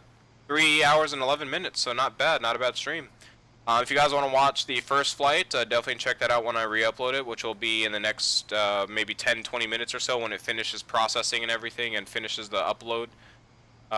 Everything. The first flight was from Phoenix to Los Angeles. Both were off the Vatsim network. Flaps 0. My Vatsim, since I have an audio splitter now, I just have to tweak what's it called a little bit. I have to tweak the audio a little bit in Vatsim. Tank Guy FSX, thank you for the subscription. Glad you are enjoying. Hopefully see you in the near future. I flew on one when I was young, but just hated it because of the aesthetics of it. But having the Rolls Royce on it and a narrow body really tops it off. Oh yeah, for sure, for sure. How long have I been doing YouTube? 300. For about 3 years now. About 3 years. I've been doing it for longer, but my older channel was on like Xbox and stuff, so I'd probably say 200. Probably say about maybe 6 years of YouTube. Not in this channel though. This one's like new. This one's like I started this one in 2014, 50, I believe. 2013. 40, 2013. 30, 20. But yeah. Oh, this is an annoying sound. But yeah, after these replays, after this last replay and then another replay, we're gonna end it there, and yeah. So, a little bit more information for the new guys here. I plan on doing a group flight, 40, whether you're FSX 30, or you're 20. at X-Plane 10 or 11. The group flight will be sometime around May 7th. Join my Discord and join my Steam group for news and updates on that. So if you guys want to fly with me, not on Vatsim, we're not going to be doing the group flight on Vatsim. We're going to be doing it on FS Cloud. If you don't know what FS Cloud is and you want to be part of the group flight, definitely check it out. It's a free plugin. It's a free add-on for both FSX and X-Plane users. Very easy to set up. It's a multiplayer system. And FSX and X-Plane people, pilots can connect to each other and actually see each other's aircraft and everything. So you can do like a proper, let me switch the camera mode here. So you can actually see each other's aircraft and everything. So it's a pretty cool little add-on. And if you guys want to do that, definitely do that. I'm gonna be more active on my Discord. Tonight probably not so much, but tomorrow I'll probably be active 500. for a bit. Tomorrow I'm gonna be streaming again another X-Plane and maybe some Arma. What time I have no idea yet. It just depends 400. on when I get up and how I feel. So we'll see about that. But tomorrow's gonna be my last stream on X-Plane 10, and I'm switching over to X-Plane 11 on the next 300. day, hopefully. So we'll be doing some of that X-Plane 11 stuff sometime this weekend, or near this weekend. 200. Other than that, I think that's all really the announcements that I have. For those that are currently subscribed to my channel already. 100. You guys probably noticed I haven't streamed for like a week and a half to 2 50, weeks. 40, Well, at least X-Plane that 30, is because my 20. monitor went out, my other monitor went out, and I just got my second monitor, a new monitor working again. So that was the deal why I wasn't streaming X-Plane for a whole week. Other than that, I think that's all the announcements I have from there. Other than that, guys, hope you guys have a great rest of your night. Hope you guys enjoyed. And for all those new subscribers tonight, I just want to say thank you guys. Appreciate your guys' subscription. And thank you guys for keeping company in the comments section or the chat section. And as always, hope you guys have a great rest of your night. Or day or morning, wherever you're from. And I'll see you guys in the next one.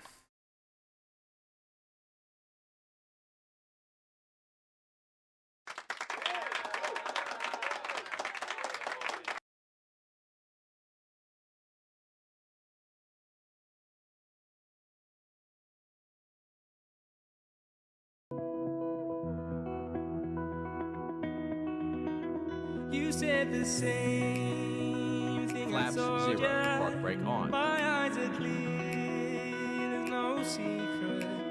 I wanna know, was it serious? I need it clear, my best friend.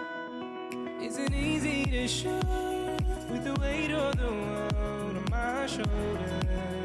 I know I told you, it's the best light I know. It's not a game that I am playing, my love. Trying to hold my feeling, I don't know what's right. I'll find the best way, I think that I might.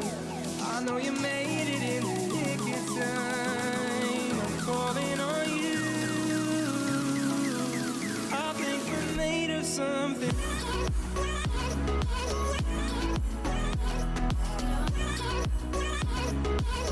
I think we're made of something.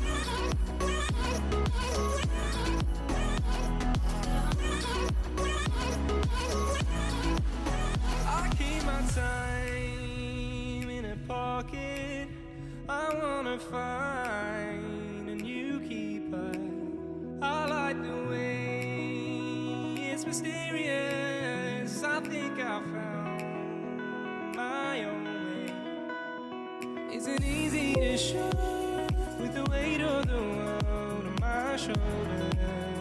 I know I told you, it's the best light I know. It's not a game that I am playing, my love. Trying to hold my feeling, I don't know what's right.